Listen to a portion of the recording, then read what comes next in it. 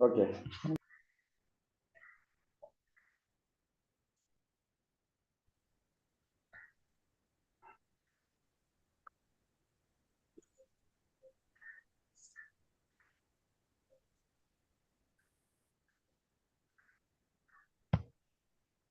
Okay.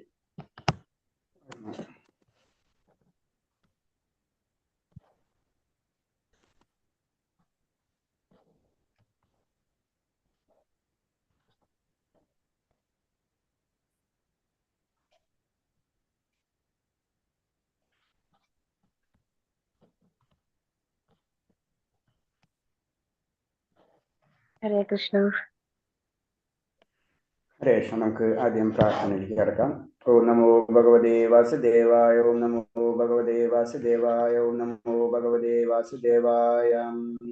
നാരായണം നമസ്കൃത്യം നരം ചൈവ നരോത്തമം ദേവീം സരസ്വതീം വ്യാസം തതോ ജയമുദീരയേത് നഷ്ടപ്രായേഷു ഭദ്രേഷു നിത്യം ഭാഗവത സേവയാ ഭാഗവതേ ഉത്തമ ശ്ലോകേ ഭക്തിർഭവതി നഷ്ടകേ മൂകം കരോതി വാചാലം പങ്കും ലംഘയതേ ഗിരി യത്കൃപതമഹം വന്ദേ പരമാനന്ദമാധവം ശ്രീഗുരു ദീനതാരിണം ശ്രീചൈതന്യമീശ്വരം വജ്ഞാനതിമിരാന്ധ്യസ്യ ജ്ഞാനാഞ്ജലശലാകയാ ചക്ഷുർമിലിതം യേന തസ്മൈ ശ്രീഗുരുവേ നമഃ.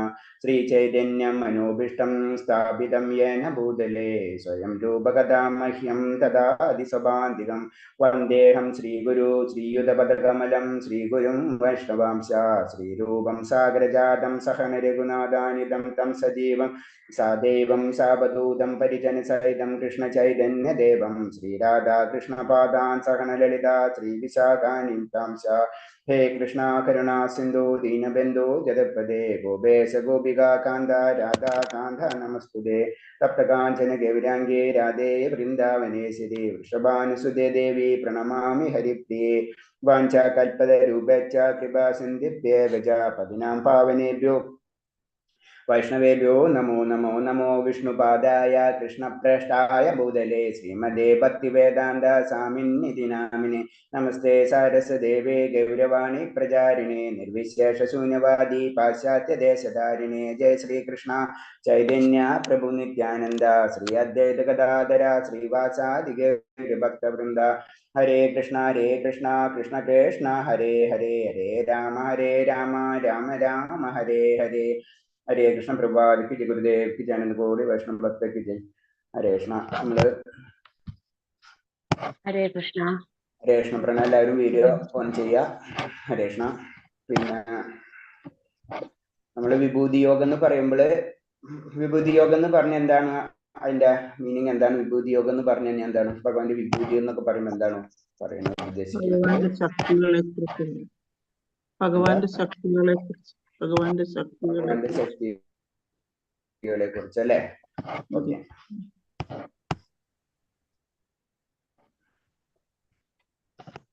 പിന്നെ വേറെ എന്ന് പറയുന്നത് വെച്ച് കഴിഞ്ഞാൽ ഭഗവാൻ ഈ വിശ്വപ്രപഞ്ചത്തിൽ എങ്ങനെയാണ് വ്യാപിച്ചിരിക്കുന്നത് അല്ലെ, അത് നമുക്ക് മനസ്സിലാവേണ്ട രീതിയിൽ ഭഗവാൻ കാണിച്ചു തരാണ്.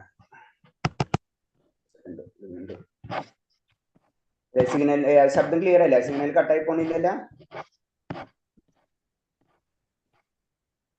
എന്റെ സൗണ്ട് ക്ലിയർ അല്ലേ?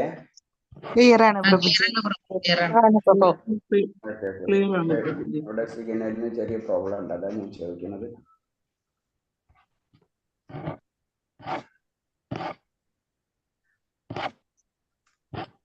പതിനൊന്നല്ലേ?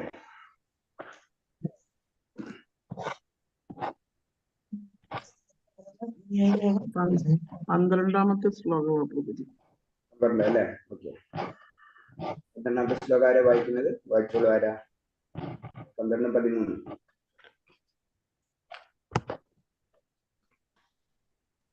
12-13 വായിച്ചോളൂ. ഓം നമോ ഭഗവതേ വാസുദേവായ. അർജുന ഉവാച പരം ബ്രഹ്മ പരം ധാമ പവിത്രം പരമം ഭവാൻ പുരുഷം ശാശ്വതം ദിവ്യമാദിദേവമജം വിഭും ആഹുസ്ത്വാമുഷയ സർവേ ദേവർഷി നാരദസ്തദാ അസിതോ ദേവലോ വ്യാസ സ്വയം ചൈവ ബ്രവീഷിമി. അർജുനൻ പറഞ്ഞു, അങ്ങ് പരമദിവ്യോത്തമ പുരുഷനാണ്. പരമമായ ധാമവും പവിത്രമായതും നിരപേക്ഷ തത്വവും ഭഗവാൻ തന്നെ. സനാതനനും അഭൗതികനും ആദിപുരുഷനും അജനും മഹാനുമാണ്. അങ്ങനെ ദേവർഷിയായ നാരദനും അസിതൻ, ദേവലൻ, വ്യാസൻ മുതലായ എല്ലാ ഋഷികളും ഊന്നിപ്പറയുന്നു. ഇപ്പോൾ അങ്ങ് സ്വയം എന്നോട് ഇത് വ്യക്തമായി പറയുകയും ചെയ്യുന്നു. ഹരേ കൃഷ്ണ പ്രഭുജി. ഹരേ കൃഷ്ണ മാതാജി. ഹരേ കൃഷ്ണ. സിഗൻ കട്ടാവണമെങ്കിൽ പറയണം കേട്ടോ. സിഗ്നൽ നമുക്ക് വീഡിയോ ഓഫ് ചെയ്യാം. ഞാൻ അങ്ങനെ വല്ല ഡിസ്റ്റർബൻസ് വരുന്നെങ്കിൽ സൗണ്ടില്. ഓക്കെ. അപ്പൊ ഇതിൽ പറഞ്ഞത് അർജുനൻ പറയുന്ന 2 ശ്ലോകങ്ങളാണിത്. അതായത് പറയാണ്, അങ്ങ് പരമ ദിവ്യോത്തമ പുരുഷനാണ്. പരമമായ ധാമവും പവിത്രമായ നിരപേക്ഷ തത്വവും ഭഗവാൻ തന്നെ. സനാതനും അഭൈതകനും ആദിപുരുഷനും അജനും മഹാനുമാണ് അങ്ങ് എന്ന് ദേവർഷിയായ നാരദൻ, അസിതൻ, ദേവലൻ, വ്യാസൻ മുതലായ എല്ലാ ഋഷികളും ഊന്നിപ്പറഞ്ഞു. ഇപ്പോൾ അങ്ങ് സ്വയം എന്നോട് ഇത് വ്യക്തമാക്കി പറയുകയും ചെയ്തു. അപ്പൊ എന്താണ് പറയുന്നത്? നമ്മൾ എന്തൊരു കാര്യം പറയുമ്പോഴും അതിനൊരു റെഫറൻസ് ഉണ്ടാവും അല്ലെ. ഇപ്പൊ ഭഗവാൻ സാധാരണ രീതിയിൽ അർജുനൻ ഭഗവാൻ പരമദിവ്യോത്തമ പുരുഷനാണെന്ന് അർജുനന് അറിയാം. പക്ഷെ എന്നിരുന്നാലും അർജുനൻ എന്താ ചെയ്യുന്നത്? വലിയ വലിയ പണ്ഡിതന്മാര്, അതായത് നാരദൻ, അസിതൻ, ദേവലൻ, വ്യാസൻ, ഇവരെയും കൂടെ റെഫറൻസ് വെച്ച് പറയുന്നു. ഇവരും ഭഗവാനെ പറ്റി ഇത് തന്നെയാണ് പറഞ്ഞത്. അത് കാരണം കൊണ്ടാണ് ഞാൻ ഒന്നുകൂടെ പറയുന്നത് ഭഗവാൻ പരമദിവ്യോത്തമ പുരുഷനാണ് എന്ന് പറയുന്ന 2 ശ്ലോകങ്ങളാണിത്. ഇവിടെ ഭഗവാൻ ആധുനിക ചിന്തകൾക്ക് ഒരവസരം നൽകുകയാണ്. പരമ പ്രഭു വ്യക്തിഗത ജീവാത്മാവിൽ നിന്ന് വ്യത്യസ്തനാണെന്ന് ഈ ശ്ലോകം സൂചിപ്പിക്കുന്നു. കാരണം ഇത് നമ്മൾ സാധാരണ ചിന്താഗതിയല്ല. ഭഗവാൻ എന്ന് പറയുമ്പോൾ നമ്മളെ സാധാരണ ജീവാത്മാക്കളിൽ നിന്ന് വ്യത്യസ്തമാണ് എന്ന് അർജുനന് മനസ്സിലാവുകയും അതിന്റെ ഒരു റെഫറൻസ് ആയിട്ടുള്ള രീതിയിൽ വലിയ വലിയ ഋഷിമാരെ പേരുകൾ പറയുകയും ചെയ്യുന്നത്. അർജുനൻ അദ്ദേഹത്തെ നിരപേക്ഷ തത്വമെന്നും പരംപുരുഷനെന്നും മറ്റും സ്തുതിക്കുക പറയുകയല്ല. അർജുനന് ഈ വാക്കുകൾക്ക് വേദ പ്രമാണമുണ്ട്. വെറുതെ നമ്മൾ മറ്റുള്ളവരെ സന്തോഷിപ്പിക്കാൻ വേണ്ടി ചില വാക്കുകൾ പറയല്ലേ, അങ്ങനെ ചെയ്യല്ല ചെയ്തത്. അർജുനൻ ചെയ്തത് എന്താണ്? അതായത് വേദപ്രമാണമുണ്ട്. വേദങ്ങളുടെ റെഫറൻസ് വെച്ചിട്ടാണ് അർജുനൻ പറയുന്നത് ഭഗവാൻ ഇന്ന ക്വാളിറ്റികളുണ്ട്, ഭഗവാൻ പരമദിവ്യോത്തമ പുരുഷനാണ്. അവർ ഒരാളെ ക്വാളിറ്റി അല്ലെങ്കിൽ ഭഗവാൻ എന്ന് പറയുമ്പോൾ അതിന് ഡെഫിനിഷൻ ഉണ്ട്. അതെ, പരശുരമുനി പറഞ്ഞിട്ടുള്ളതാണല്ല. അപ്പൊ ആ ഡെഫിനിഷൻ കറക്റ്റ് ആയിട്ട് പറഞ്ഞു കൊടുക്കും, ഇതാണ് ഭഗവാൻ. അപ്പൊ അതേപോലെ തന്നെ പറയുന്നത് അത് വേദങ്ങളുടെ ബേസിലാണ് പറയുന്നത്. കൃഷ്ണനെ ഭക്തിപൂർവ്വം സേവിക്കുന്നത് കൊണ്ട് മാത്രം ഒരാൾക്ക് യഥാർത്ഥ സ്ഥിതി മനസ്സിലാവുകയും ഭൗതിക ശരീരത്തിലുള്ള ബന്ധം ഉപേക്ഷിക്കാനും സാധിക്കുള്ളൂ. അപ്പൊ എന്താണ് നമ്മൾ എന്തൊരു സേവനം, അതാണ് ഇതിലെ ഏറ്റവും അൾട്ടിമേറ്റ് പോയിന്റിലേക്ക് നിൽക്കുന്നത്. ഭഗവാനെ സേവിക്കുക ഏത് രീതിയാണെങ്കിലും അൾട്ടിമേറ്റ് നമ്മൾ ഉള്ളിൽ ഭഗവാനെ ചിന്ത ഏത് സമയം വരുത്താനുള്ള മാർഗങ്ങൾ നമ്മൾ കൊണ്ടുവരണം. അത്രേ ഉള്ളൂ നമ്മുടെ ഉദ്ദേശം.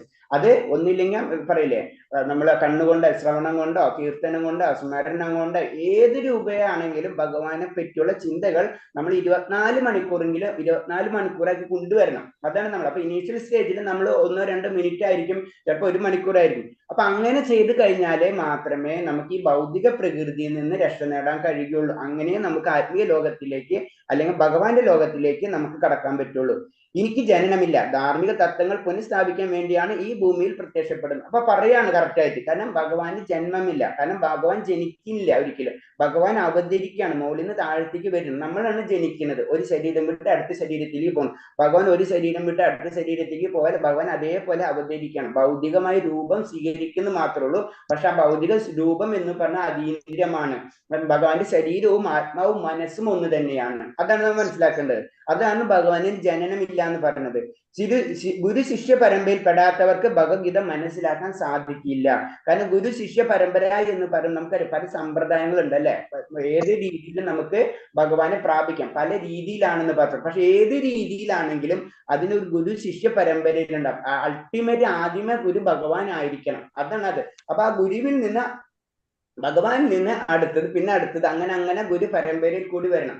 കാരണം ആ ഗുരുക്കന്മാരെന്ന് പറയുന്നത് അവര് ജീവിതം മുഴുവനും ഭഗവാന് വേണ്ടി സമർപ്പിച്ചവരായിരിക്കും. അവര് ആയ നിയമങ്ങൾ തെറ്റാത്തവരായിരിക്കും. പിന്നെ കൂടാതെ അവർക്ക് ആ പ്രാമാണികമായിട്ടുള്ള എല്ലാ ശാസ്ത്രീയ നോളജും അവർക്കുണ്ടാവും. അത് തെറ്റിക്കില്ല, അതിന് അഗനിസ്റ്റ് പ്രവർത്തിക്കില്ല. ആ നിയമത്തിനനുസരിച്ചായിരിക്കും അവർ പ്രവർത്തിച്ചു കൊണ്ടിരിക്കുന്നത്. അതാണ് ഗുരു ശിഷ്യ. അപ്പൊ എന്താണ് മുകളിൽ നിന്ന് കൊടുത്തത് അതേ രീതിയിൽ തന്നെയാണ് താഴത്തേക്ക് എത്താം. അല്ലെങ്കിൽ സംഭവിക്കാന്ന് പറഞ്ഞാൽ അവരവരെ രീതിയിൽ അങ്ങോട്ടും ഇങ്ങോട്ട് മാറ്റങ്ങൾ പറ്റിക്കഴിഞ്ഞാൽ അത് മാറിപ്പോയി. അപ്പൊ അതാണ് ആ ഗുരു ശിഷ്യ പരമ്പരയിൽ തന്നെ വേണമെന്ന് പറഞ്ഞത്. അതാണ് പ്രഭുസ്വാമി നമുക്ക് ആ തരുന്നതായ ഗുരു ഭഗവാൻ പറഞ്ഞ അതേ. അതാണ് നമ്മളെ ഭഗവത പേര് തന്നെ ഭഗവത യഥാരൂപം. ഭഗവാൻ പറഞ്ഞ അതേപോലെ തന്നെ നമുക്ക് പറഞ്ഞു തരാണ് ചെയ്യുന്നത്. അതൊരു ഗുരു ശിഷ്യ ശിഷ്യ പരമ്പരയ്ക്ക് വളരെ ഇമ്പോർട്ടൻസ് എന്ന് പറയുന്നത്. നമ്മൾ പറയില്ല, നമ്മൾ എന്തെങ്കിലും കോളേജിൽ അഡ്മിഷൻ എടുക്കുമ്പോൾ നമ്മൾ എന്താണ് നല്ല കോളേജിൽ നോക്കി അഡ്മിഷൻ എടുക്കും അല്ലെ, അല്ലെങ്കിൽ എന്താണ് ലാസ്റ്റ് ഡിഗ്രിയും പോവും, അത്ര നാളെ എഫേർട്സും പോവും, നമ്മൾ വെറുതെ പഠിച്ചതുപോലെയാവും കാര്യം. അപ്പൊ അതേപോലെ തന്നെ ഇതൊരു ആത്മീയ വിദ്യാഭ്യാസമാണ് നമ്മൾ ചെയ്യുന്നത് അല്ലെ.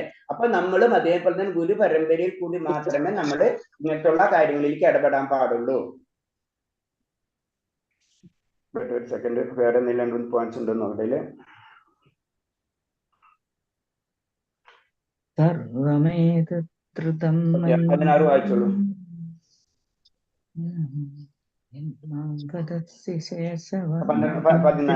14 വായിച്ചോളൂ. ആരാ വായിക്കുന്നത്? സർവമേതദ്രുതം മന്യേ യന്മാം വദസി കേശവ നഹി തേ ഭഗവൻ ഭക്തിം വിദുർദേവാനധാനവഃ. അല്ലയോ കൃഷ്ണ, അങ്ങ് പറഞ്ഞതെല്ലാം ഞാൻ അതേപടി സത്യമായി മനസ്സിലാക്കി സ്വീകരിക്കുന്നു. പ്രഭു, ദേവന്മാർക്കോ ദാനന്മാർക്കോ അവിടുത്തെ വ്യക്തിത്വം മനസ്സിലാക്കാൻ കഴിയില്ല. ഹരേ കൃഷ്ണ. ഹരേ കൃഷ്ണ. ഇത് പറയണെന്ന് വെച്ച് കഴിഞ്ഞാൽ, അല്ലയോ കൃഷ്ണ, അങ്ങ് പറഞ്ഞതെല്ലാം ഞാൻ അതേപടി സത്യമായി സ്വീകരിക്കുന്നു. പ്രഭു, ദേവന്മാർക്കോ ദാനന്മാർക്കോ അവിടുത്തെ വ്യക്തിത്വം മനസ്സിലാക്കാൻ കഴിയില്ല. അപ്പൊ ഇതിലെന്താണ്? അതാണ് ഇതിൽ പറയുന്ന ഒരു മെയിൻ ആയിട്ട് പറയുന്നത്, അതേപടി സ്വീകരിക്കുന്നു. കാരണം സത്യം അത് മോളിൽ നിന്ന് വന്നു കഴിഞ്ഞാൽ നമ്മൾ അതേപടി സ്വീകരിക്കുക, അതാണ് വേണ്ടത്. ആ സത്യം അവർക്കറിയാം, നമുക്കറിയില്ല. അപ്പൊ സത്യം അറിയുന്നവര് നമ്മളോട് പറഞ്ഞു തന്നു കഴിഞ്ഞാൽ ആ സത്യം നമ്മൾ സ്വീകരിക്കുക അതേപടി, അതിൽ മാറ്റം വരുത്താൻ പാടില്ല. അതാണ് ഗുരു പരമ്പര എന്ന് പറഞ്ഞത്. അവര് മോളിൽ നിന്ന് വന്നിട്ടുള്ളത് അതേപടി സ്വീകരിക്കുകയാണ് ചെയ്യുന്നത്. അത് കാരണം എന്താണ്? അത് ഭഗവാനിൽ നിന്നാണ് വന്നിട്ടുള്ളത്. അത് തന്നെയാണ് അർജുനൻ പറയുന്നത്. അങ്ങ് പറഞ്ഞു, കാരണം ഭഗവാനെ അർജുനൻ ഗുരുവായിട്ട് സ്വീകരിച്ചിട്ടുണ്ട് അല്ലെ. അപ്പൊ ഗുരു പറയുന്നത് അതേപോലെ തന്നെ അർജുനൻ സ്വീകരിക്കുകയാണ് ചെയ്യുന്നത്. പക്ഷെ എന്താണ് ഇത്, ഈ അങ്ങനെ സ്വീകരിക്കാൻ കഴിയില്ല. ആർക്ക്? ദേവന്മാർക്കോ ദാനന്മാർക്കോ ദേവന്മാർക്ക് അവിടുത്തെ വ്യക്തിത്വം മനസ്സിലാക്കാൻ കഴിയില്ല. അതായത് ഭക്തന് മാത്രമേ ഭഗവാന്റെ വ്യക്തിത്വം മനസ്സിലാക്കാൻ കഴിയുള്ളൂ. ഇവൻ ദേവന്മാർക്കോ അതേപോലെ അസുരന്മാരെ പറ്റി ചിന്തിക്കാനല്ല. കാരണം അത്രയും അപ്പൊ അതായത് ഭക്തന്റെ സ്ഥാനം എന്ന് പറഞ്ഞത് ദേവന്മാരേലും മുകളിലാണ്. അതാണ് നമ്മൾ മനസ്സിലാണ്ട്. അത്രയാണ്. കാരണം ദേവനാവണമെങ്കിൽ എന്താ ചെയ്യേണ്ടത്? ദേവനാവണമെങ്കിൽ നമുക്ക് ഒരു ദേവന്റെ ജന്മം കിട്ടണമെങ്കിൽ നമ്മൾ എന്താ ചെയ്യേണ്ടത്?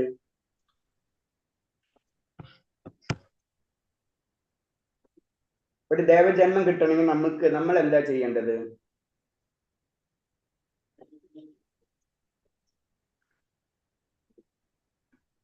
ഹരേ കൃഷ്ണ. ഒരു ദേവജന്മം എന്ന് പറയുമ്പോൾ എന്താണ്? നമ്മൾ സാത്വികമായിട്ടുള്ള കാര്യങ്ങളെല്ലാം ചെയ്ത് കഴിഞ്ഞാൽ നമ്മൾ സാത്വികമായ ലോകങ്ങളിലേക്ക് വരും അല്ലെ, ഉന്നതമായ ലോകങ്ങളിലേക്ക് വരും. അപ്പൊ അവിടെ നമുക്കറിയാം ആ ഉന്നതമായ ലോകങ്ങളിൽ വരുന്നതാണ് ദേവന്മാര്. അപ്പൊ അതായത് സ്വർഗ്ഗലോകത്തിലായാലും ജനകലോകത്ത് അപലോകം, ഇങ്ങനെ ബ്രഹ്മലോകം വരെയും ദേവന്മാരാണ്. അപ്പൊ അവിടേക്ക് നമുക്ക് സാധ്യമായിട്ട് ഗുണങ്ങൾ ചെയ്താൽ മാത്രം മതി. നമ്മൾ എന്താണ് അൾട്ടിമേറ്റ് ആയിട്ട് നമ്മൾ ദേവലോകത്തിലേക്ക് വരും, ദേവന്മാരായി മാറും. പക്ഷെ ഒരു ഭക്തനെ സംബന്ധിച്ച് ഭഗവാന്റെ കാര്യങ്ങൾ മാത്രമാണ് ഇമ്പോർട്ടൻസ്. അതാണ് ഭക്തനും ദേവനും തമ്മിലുള്ള ഡിഫറൻസ്. ദേവന്മാർക്ക് സാത്വിക ഗുണങ്ങളുണ്ട്, അത് കാരണം അവർ പെട്ടെന്ന് ഉയരും, അതൊക്കെ വേറെ കാര്യം. പക്ഷെ എന്നാലും ഭക്തനെ വെച്ച് നോക്കുമ്പോൾ ദേവന്മാർ താഴത്തെ ലെവലിലാണ്, അസുരന്മാർ അതിനേലും താഴത്തെ ലെവലിലായിരിക്കും. അവിശ്വാസികൾക്കും അസുര ബുദ്ധികൾക്കും കൃഷ്ണനെ മനസ്സിലാക്കാൻ സാധ്യമല്ലെന്ന് അർജുനൻ വ്യക്തമാക്കുന്നു. പിന്നെന്താണ്? അസുരന്മാർക്കും അവിശ്വാസികൾക്കും, ഒരിക്കലും നിരീശ്വരവാദികൾക്കും അസുരന്മാരിന്റെ പ്രത്യേകത എന്താണ്? അസുരൻ എന്ന് പറയുമ്പോൾ എന്താണ് അതിന്റെ പ്രത്യേകത? അസുരവാദികൾ എന്ന് പറയുന്നുണ്ടല്ലോ, അസുര ബുദ്ധികൾ എന്ന് പറയുമ്പോൾ എന്താണ് അവരുടെ ചിന്താഗതി? ഒരു പുരാണത്തിന്റെ ഒരു ഉദാഹരണം മാത്രം പറഞ്ഞു. ആസുരിക ഭാവമായിരിക്കും. അസുര ഭാവം എന്ന് പറഞ്ഞ എന്താണ് പ്രത്യേകത? ദുഷ്കർമ്മങ്ങളൊക്കെ ചെയ്യും അല്ലെ. അതൊരു അസുരഭാരവും ദുഷ്കർമ്മങ്ങൾ മാത്രം ചെയ്യുന്നു മാത്രമല്ല, അവരാണ് ഉണ്ടാവും അല്ലെ. ഭക്തി ഇല്ല. അവരൊരിക്കലും ഭഗവാനെ അക്സെപ്റ്റ് ചെയ്യില്ല അവര്. അതാണ് മെയിൻ ആയിട്ടുള്ളത്. ഭഗവാൻ, അതായത് ഹിരണ്യകശിപന്റെ ആയാലും രാവണന്റെയും കഥ നമ്മൾ മനസ്സിൽ വന്നാൽ മതി. കാരണം അവരൊരിക്കലും ഭഗവാനെ അക്സെപ്റ്റ് ചെയ്യില്ല. നമ്മളെ രാവണന്റെ കഥ അറിയാല, മനുഷ്യൻ ജന്മം എടുക്കുന്നു പറയുന്നുണ്ട് ഭഗവാൻ. അത് ആർക്ക്? രാവണന് അത് അക്സെപ്റ്റ് ചെയ്യാം, അങ്ങനെ ഒരു സംഭവിക്കില്ല എന്നുള്ള ചിന്താഗതിയാണ്. അതുപോലെ തന്നെ ഹിരണ്യകശിപു, കാരണം അങ്ങനെ ഒന്നും വരില്ല. അതായത് നരസിംഹമൂർത്തിനെ പറ്റി ചിന്തിക്കാനുള്ള കഴിവില്ല. അതിന് പറഞ്ഞ അത് ആയ കഴിവില്ലായ്മയാണ് ആസുര ബുദ്ധികൾ എന്ന് പറയുന്നത്. അവരാണ് അൾട്ടിമേറ്റ്, എന്നെ ആരാധിക്കാം അതിനല്ലേ പറയുന്നത്. അവരാണ് ദൈവം. ആ സങ്കല്പത്തിലേക്കാണ് അവർ. മറ്റുള്ള ഒന്നിനെയും അവർ അക്സെപ്റ്റ് ചെയ്യില്ല. അതിന് അസുര ബുദ്ധികൾ. അപ്പൊ അവിശ്വാസികൾക്കും അസുര ബുദ്ധികൾക്കും കൃഷ്ണനെ മനസ്സിലാക്കാൻ സാധ്യമല്ലെന്ന് അർജുനൻ വ്യക്തമാക്കുന്നു. ഭഗവത് കരുണ കൊണ്ട് മാത്രമാണ് പരമസത്യവും പരിപൂർണമായ കൃഷ്ണൻ തന്നെയാണെന്ന് അർജുനനെ ബോധമതിച്ചത്. അതെന്താണ്? അപ്പൊ ഭഗവാന്റെ കരുണ അടക്കം വേണം. നമ്മൾ ചെയ്താൽ മാത്രം പറ്റും. നമ്മൾ ചെയ്ത് ആ ലെവലിൽ എത്തുമ്പോഴോ ഭഗവാൻ ആ രീതിയിൽ നമ്മളെ കാണുള്ളൂ. കാണാന്ന് പറഞ്ഞാൽ എല്ലാവരും ഭഗവാൻ ഒരേപോലെ തന്നെ കാണും. പക്ഷെ ഒരു ഭക്തർക്കുള്ളില് ഭക്തറിനോട് പ്രത്യേക മമതയായിരിക്കും. അതാണ് പ്രത്യേകത. അതിന് സിമ്പിൾ പറഞ്ഞപ്പോൾ നമ്മൾ അമ്മയുണ്ട്. കാരണം എന്താണ്? അമ്മ എല്ലാ മക്കളോടും ഒരേപോലെ ആയിരിക്കും. പക്ഷെ എന്നിരുന്നാലും നമ്മൾ ചില കുട്ടികൾ പല കാര്യങ്ങൾ ചെയ്തുകൊണ്ടിരിക്കുമ്പോൾ പക്ഷെ എന്നാൽ എല്ലാവരോടും ഇഷ്ടമാണ്. പക്ഷെ എന്നാൽ അവരോട് ചെറിയ അറ്റാച്ച്മെന്റ് ഫീൽ ചെയ്യും. കാരണം ഭഗവാൻ എല്ലാവരോടും സമഭാവനയുള്ളതാണ്. പക്ഷെ എന്താണ്? സ്വന്തം ഭക്തനോട് ഒരു അറ്റാച്ച്മെന്റ് കൂടുതലുണ്ടാവും. അദ്ദേഹത്തിന്റെ വഴിയാണ് എല്ലാവരും സ്വീകരിക്കേണ്ടത്. പാരമ്പര്യ സമ്പ്രദായം നശിച്ചപ്പോൾ അതിനെ പുനരുദ്ധരിപ്പിക്കാൻ അർജുനനെ തെരഞ്ഞെടുക്കപ്പെട്ടു. അപ്പൊ എന്താണ്? ഗീത ഇപ്പോഴൊന്നല്ല ഉപദേശിച്ചിട്ടുള്ളത് അല്ലെ? വളരെ കാലം മുന്നേ തന്നെ ഉപദേശിച്ചിട്ടുള്ളതാണ് ഭഗവത്ഗീത. അപ്പൊ എന്താണ് സംഭവിക്കുന്നത്? അതേ കുറെ കാലം കഴിഞ്ഞപ്പോ അത് നഷ്ടപ്പെട്ടു പോവാണ്. അപ്പൊ എന്താണ്? അപ്പൊ അതിനെ പുനരുജ്ജീവിക്കാൻ വേണ്ടിയാണ് അർജുനനോട് വീണ്ടും ഗീത ഉപദേശിച്ചത്.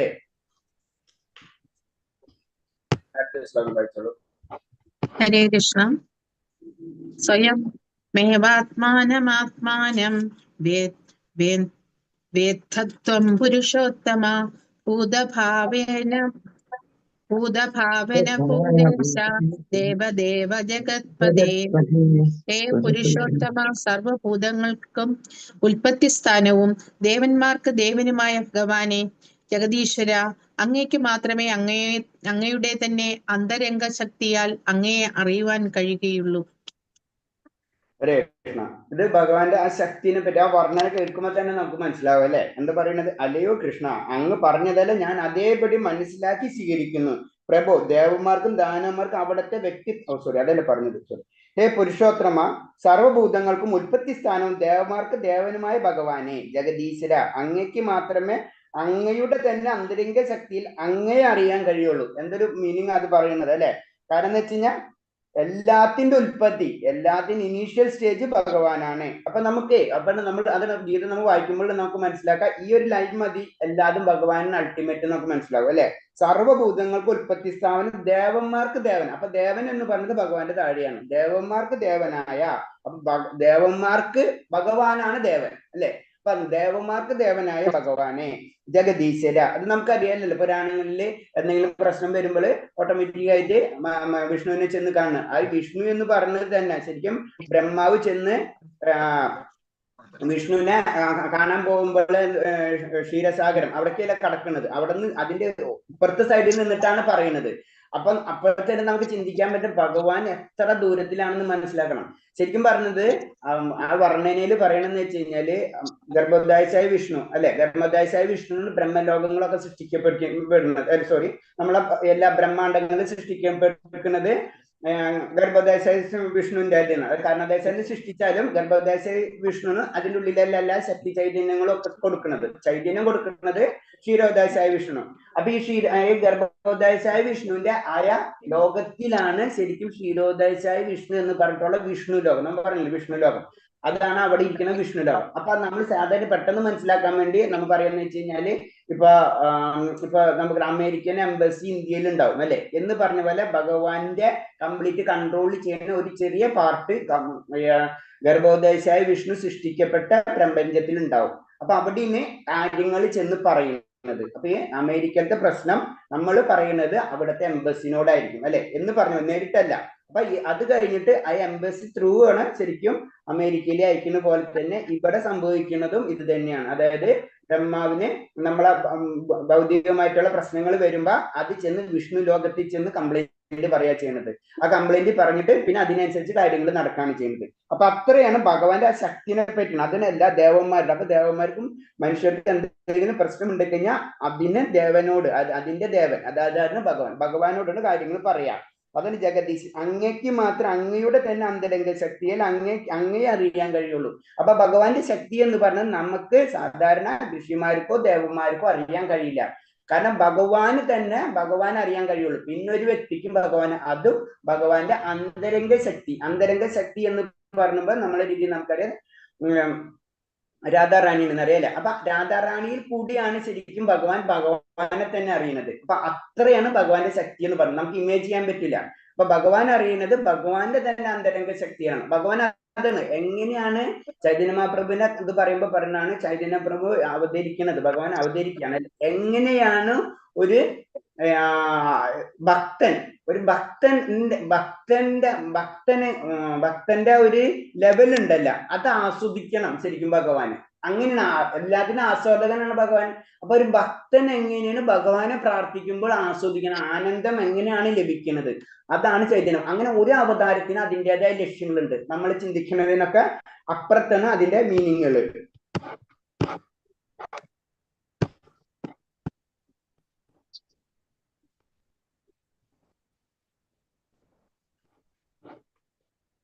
അപ്പൊ ഇവിടെ ഭഗവത്ഗീത കൃഷ്ണന്റെ പ്രസ്താവനകളാണ്. കൃഷ്ണനെ പ്രതിപാദിച്ചിരിക്കുന്ന ശാസ്ത്രമായ കൃഷ്ണനിൽ നിന്ന്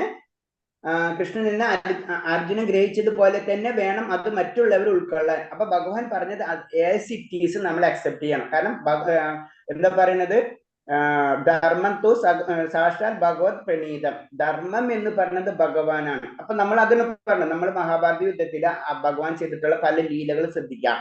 അതിൽ ചിലപ്പോൾ നമുക്ക് യുക്തിപരമായിട്ടുള്ള കാര്യങ്ങൾ ഭഗവാൻ ചെയ്തില്ല എന്ന് വരാം.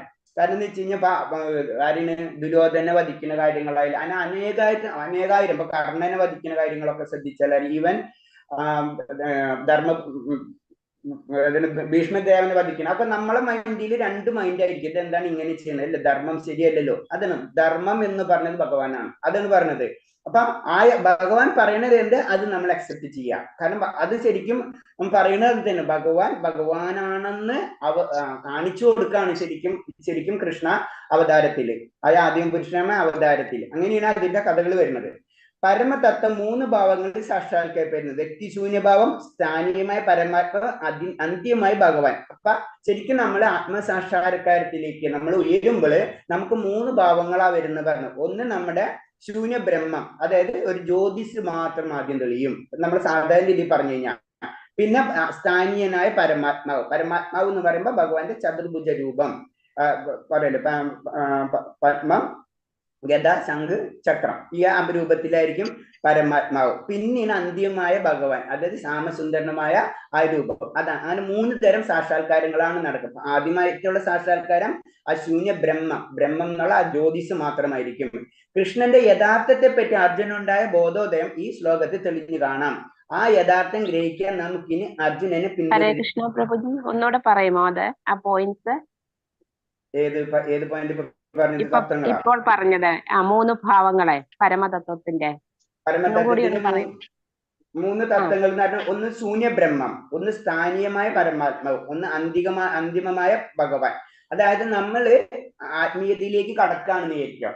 അങ്ങനെ കടക്കുമ്പോ ആദ്യം നമുക്ക് അനുഭവപ്പെടാച്ചിരിക്കും നമ്മൾ ശരിയാണ്. ആദ്യം നമ്മൾ ഭഗവാനുള്ളിൽ വിചാരിക്കണം, ഭഗവാനെ പ്രാർത്ഥിക്കണം, ഇതൊക്കെ ശരി. പക്ഷെ നമ്മൾ അതിലേക്ക് കറക്റ്റ് ലെവലിലേക്ക് പോകുമ്പോൾ, നമ്മൾ തന്നെ ഏറ്റവും താഴ്ന്ന ലെവലിലാണ് അല്ലെ. അപ്പൊ ശരിക്കും നമ്മൾ ഉയർന്നു പോയി കഴിഞ്ഞാൽ ഫസ്റ്റ് ലെവലിൽ നമുക്ക് ആ സാക്ഷാത്കാരം ലഭിക്കുക ആ ശൂന്യ ബ്രഹ്മം എന്ന് പറഞ്ഞു കഴിഞ്ഞാൽ തേജസ് മാത്രം, ഭഗവാന്റെ തേജസ് മാത്രമേ നമുക്ക് ദൃശ്യമാവുള്ളൂ. പിന്നെയാണ് നമ്മൾ കുറച്ചും കൂടെ ഉയരുമ്പോഴാണ് നമുക്ക് ഭഗവാൻ പരമാത്മാവ് രൂപയിൽ, അത് ചതുർഭുജ രൂപയിൽ ഭഗവാൻ സാക്ഷാത്കാരം ലഭിക്കും. പിന്നെയാണ് ഭഗവാൻ അൾട്ടിമേറ്റ് ആയിട്ട് ഭഗവാന്റെ ശ്യാമസുന്ദര രൂപം നമുക്ക് ലഭിക്കുക. അങ്ങനെയാണ് അതിന്റെ പോക്ക്. അപ്പൊ അത് നമ്മൾ പല സ്റ്റെപ്പായിട്ടാണ് നമ്മൾ പോയിക്കൊണ്ടിരിക്കുന്നത്. കൃഷ്ണബോധത്തിന്റെ യഥാർത്ഥത്തെ പറ്റി അർജുനന്റെ ബോധോദയം ഈ ശ്ലോകത്തിൽ തെളിഞ്ഞു കാണുന്നു. കാരണം ആ യഥാർത്ഥം ഗ്രഹിക്കാൻ നമുക്കിനി അർജുനനെ പിന്തുടരേണ്ടേ വരുള്ളൂ. അപ്പൊ ഭഗവാനെ ശരിക്കും അർജുനൻ അക്സെപ്റ്റ് ചെയ്യണം അല്ലെ, ഗുരുവായിട്ട് തന്നെ സ്വീകരിച്ചു. അത് 2-ാം അധ്യായത്തിൽ തന്നെ അത് പറയുന്നുണ്ട്.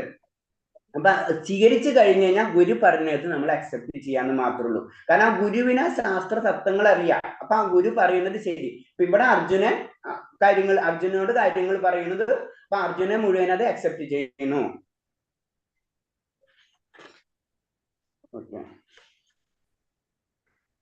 അടുത്ത ശ്ലോകം 16 വായിച്ചോളൂ. 16-ാമത്തെ ശ്ലോകം. ഹരേ കൃഷ്ണ. വക്തുമർഹസ്യ ശേഷേണ ദിവ്യാഹാത്മവിഭൂതയഃ യാവിർവിഭൂതിലോകാനാം ഇമാസ്ത്വം പ്രാപ്യ തിഷ്ഠസി. ഈ ലോകങ്ങളിലെമ്പാടും വ്യാപിച്ചിരിക്കുന്നു. അങ്ങയുടെ ദിവ്യ വിഭൂതികൾ അവയെക്കുറിച്ച് എനിക്ക് വിശദമായി പറഞ്ഞു തരും. ശ്രീകൃഷ്ണ.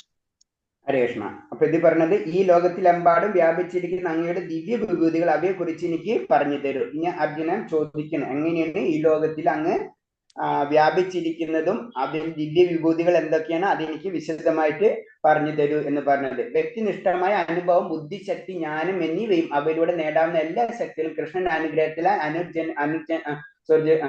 അർജുനന് വന്നിരിക്കുന്നു. അപ്പൊ എന്താണ്, എന്തൊക്കെ നേടാൻ കഴിയും മനുഷ്യനായി കഴിഞ്ഞാൽ അത് മുഴുവനും ശരിക്കും അർജുനന് ഭഗവാൻ കൊടുത്തിട്ടുണ്ട്. അതാണ് പറയുന്നത്. പിന്നെ അർജുനൻ സർവ്വവ്യാപ്തമായ ഭഗവത് സ്വരൂപത്തെ അതിന്റെ വിവിധ വിഭൂതികൾ വിവരിച്ചു തരണമെന്ന് അപേക്ഷിക്കുകയാണ്. അപ്പൊ ഭഗവാൻ എല്ലായിടത്തും വ്യാപിച്ചിരിക്കണം അല്ലെ, അതിന് വ്യാപ്തമായ ഭഗവത് സ്വരൂപം. അപ്പൊ ഭഗവാൻ ഒരു സ്വരൂപമുണ്ട്, ആ സ്വരൂപം തന്നെ ഭൗതിക ലോകത്തിൽ മുഴുവൻ വ്യാപിച്ചിരിക്കണം. അവിടെയാണ് രണ്ട് കാര്യങ്ങളുണ്ട്. ഭഗവാന് കറക്റ്റ് ആയിട്ട് അതിന് വ്യക്തിഗത രൂപം എന്ന് പറയുന്നത്. വ്യക്തിഗത രൂപം എന്ന് പറഞ്ഞാൽ ഭഗവാൻ ശരിക്കും ഭഗവാൻ ആദിമ രൂപമായിട്ടുള്ള നമ്മൾ പറയുന്നത് ശ്യാമസുന്ദര രൂപമുണ്ട്. പക്ഷെ ഈ ഭഗവാൻ തന്നെ എന്താണ് ഭൗതിക ലോകത്തിൽ മുഴുവനും വ്യാപിച്ചിരിക്കുന്നു. അപ്പൊ അത് എങ്ങനെയാന്ന് മനസ്സിലായി. അപ്പൊ അതിന് രണ്ട് രൂപങ്ങൾ വരുന്നത്. അതാണ് അജിന്ത്യ ഭേദ തത്വം എന്ന് പറയുന്നത്. രണ്ട് രൂപം, രണ്ട് രീതിയിൽ നമുക്ക് കാണാൻ കഴിയും. ഭഗവാൻ എല്ലായിടത്തും വ്യാപിച്ചിരിക്കുന്നത്, പക്ഷെ ഭഗവാൻ ഒരൊറ്റ പോയിന്റിലും കാണാൻ പറ്റും. അപ്പൊ എല്ലായിടത്തും ഒരൊറ്റ പോയിന്റിലും കാണാൻ പറ്റും. അങ്ങനെയാണ് അജിന്ത്യ ഭേദ. അതാണ് ശരിക്കും ചൈതന്യ മഹാപ്രഭു പറയുന്നത്. ശരിക്കും അങ്ങനെയാണ് ആ സങ്കല്പം വരുന്നത്. അപ്പൊ ഇവിടെ പറഞ്ഞു വരുന്നത് ഇത്രയുള്ളൂ. കാരണം ഈ ഭഗവാൻ എല്ലായിടത്തും നിറഞ്ഞു നിൽക്കാണ്. അതെങ്ങനെയാണ്, അത് വിശ്വരൂപത്തിൽ എങ്ങനെയാണ് ഭഗവാൻ നിറഞ്ഞു നിൽക്കുന്നത്, വിഭൂതികൾ എങ്ങനെയാണ് നിൽക്കുന്നത്, ആ ശക്തികൾ എങ്ങനെയാണ്, ആ ശക്തികളെ പറ്റി വിവരിക്കാനാണ് പറയുന്നത്. സാധാരണ ജനങ്ങൾക്ക് വേണ്ടിയാണ്, തനിക്കായിട്ടല്ലേ അർജുനൻ ഇത് ഉദ്യമിക്കുന്ന ഓർമ്മിക്കുക. അപ്പൊ ഇതെല്ലാതും നമ്മൾ അർജുനനെ മുൻനിർത്തിയിട്ട് നമുക്ക് പറഞ്ഞു തരണം. ഇന്നലെ ആരും ഒരു ക്ലാസ്സിൽ ഒരു പ്രഭു ചോദിച്ചില്ലേ, അർജുനൻ ഗുരുവായിട്ട് ഭഗവാനെ സ്വീകരിച്ചല്ലോ, അപ്പൊ പിന്നെ എന്തിനാണ് അങ്ങനെ എന്തോ ഒരു ചോദ്യം ചോദിച്ചില്ലേ? ഏരാ ചോദിച്ചത്, ഓർമ്മയുണ്ടാ? ഈ ക്ലാസ്സിൽ തന്നെയാണ് ചോദിച്ചത്. ഹരേ കൃഷ്ണ പ്രഭുജി, 4-ാം അധ്യായത്തിലെ 34-ാമത്തെ ശ്ലോകം. അത് തന്നെ. അപ്പൊ അത് തന്നെയാണ് അതിന്റെ കറക്റ്റ് പറഞ്ഞു വരുന്നത്. ഇത്രേ ഉള്ളൂ. അർജുനനെ മുന്നിൽ നിർത്തിയിട്ട് നമുക്ക് പറഞ്ഞു തരുന്നതാണ് ശരിക്കും. അപ്പൊ നമുക്ക് ഭഗവാൻ ഇല്ലല്ലേ, നമ്മളിപ്പോ ആരെ ഗുരുവായിട്ട് സ്വീകരിക്കുക. അപ്പൊ നമുക്കൊരു ഗുരു ആവശ്യമുണ്ട്. അതാണ് ഭഗവാൻ ആ ശ്ലോകത്തിൽ കൂടെ പറഞ്ഞു തരുന്നത്. കാരണം ഒരു ഗുരു നമുക്ക് ആവശ്യമുണ്ട്. അത് ഭഗവാൻ തന്നെ നമുക്ക് കാണിച്ചു തരുന്നുണ്ട്, ഒരു ഗുരുവിനെ ഭഗവാൻ സ്വീകരിക്കുന്നത്. അപ്പൊ അതിന് ആ ഗുരു പറഞ്ഞു തന്നു കഴിഞ്ഞു കഴിഞ്ഞാൽ അതിന് അർജുനൻ അതേപോലെ തന്നെ സ്വീകരിക്കുന്നത്. ഹരേ കൃഷ്ണ. അടുത്ത ശ്ലോകം 17.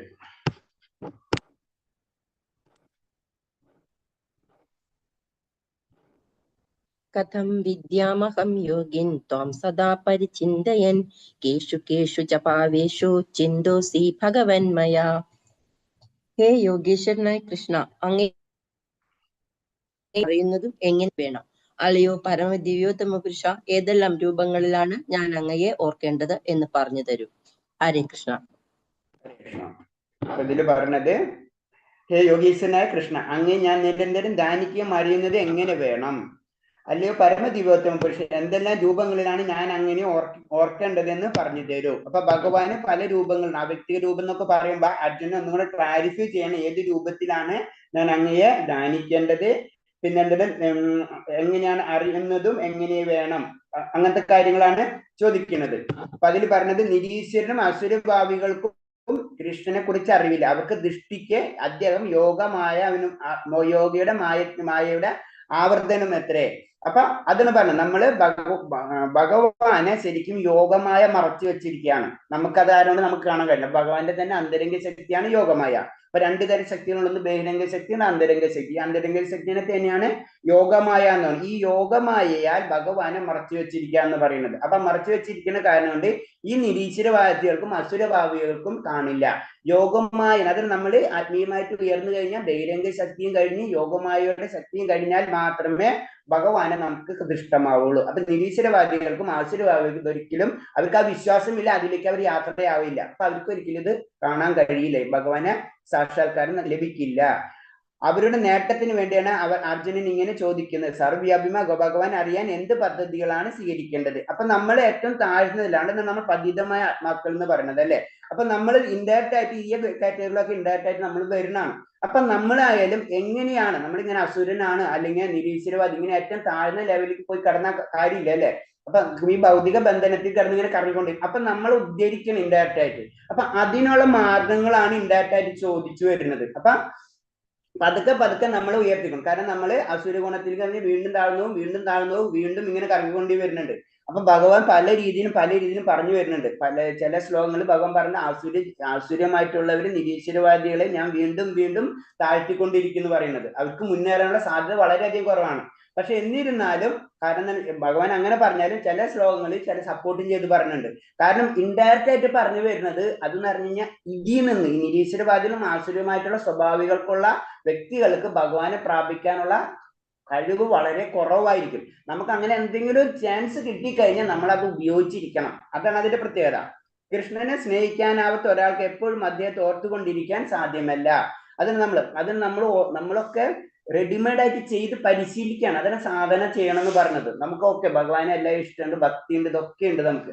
പക്ഷെ എന്താണ് നമ്മൾ അത് കണ്ടിന്യൂസ് ആയിട്ട് ചെയ്താലോ അത് അവിടെ നിലനിൽക്കുള്ളൂ. മനസ്സിലായി? ഇപ്പൊ നമ്മൾ പറയില്ല നമുക്ക് ആരോഗ്യം ഉണ്ടെങ്കിലും നമ്മൾ എന്താണ് അത് ഫിറ്റ്നസ് നമ്മൾ ചെയ്തിരിക്കണം. അതുപോലെ തന്നെ ഭക്തിയിലാണെങ്കിലും ഭക്തി ഉണ്ട്, പക്ഷെ അത് നമ്മൾ ഇമ്പ്രൂവ് ചെയ്ത് കൊണ്ടുവരണം. അതിന് ഭഗവാനെ സ്നേഹിക്കേണ്ട ലെവലിലേക്ക് നമ്മൾ ഉയരണം. അപ്പൊ നമുക്ക് സ്നേഹമുണ്ട്, ഭക്തി ഉണ്ട്, ഇതൊക്കെ ഉണ്ട്. പക്ഷെ നമ്മൾ ആ ലെവലിൽ എന്ന് പറഞ്ഞത് നമ്മൾ ഇമേജ് ചെയ്യാൻ പറ്റാത്ത ഒരു ലെവലാണ്. അതാണ് സ്നേഹം എന്ന് പറഞ്ഞത്. ആ സ്നേഹത്തിലേക്ക് നമ്മൾ കടക്കണം. ഓക്കെ, അടുത്ത ശ്ലോകം വായിച്ചോളൂ. ഹരേ കൃഷ്ണ. ഹരേ കൃഷ്ണ. ഹരേ കൃഷ്ണ. വിസ്താരേണാത്മനോ യോഗം വിഭൂതിം ച ജനാർദ്ദന ഭൂയ സദാ തൃപ്തിർഹി ശൂന്യതോ നാസ്തി മേ അമൃതം. ഹരേ കൃഷ്ണ. ഹരേ കൃഷ്ണ. കൃഷ്ണ അല്ലയോ കൃഷ്ണ, അങ്ങയുടെ യോഗത്തെയും ഐശ്വര്യത്തെയും വീണ്ടും സവിസ്തരം പറഞ്ഞാലും അങ്ങയുടെ അമൃത സമത്വമായ വാക്കുകൾ കേട്ടിട്ട് എനിക്ക് തൃപ്തിയാകുന്നില്ല. ഹരേ കൃഷ്ണ. ഹരേ കൃഷ്ണ. ഹരേ കൃഷ്ണ. മാതാജി ബുക്ക് മാതാജി വേറെ ബുക്കാണോ?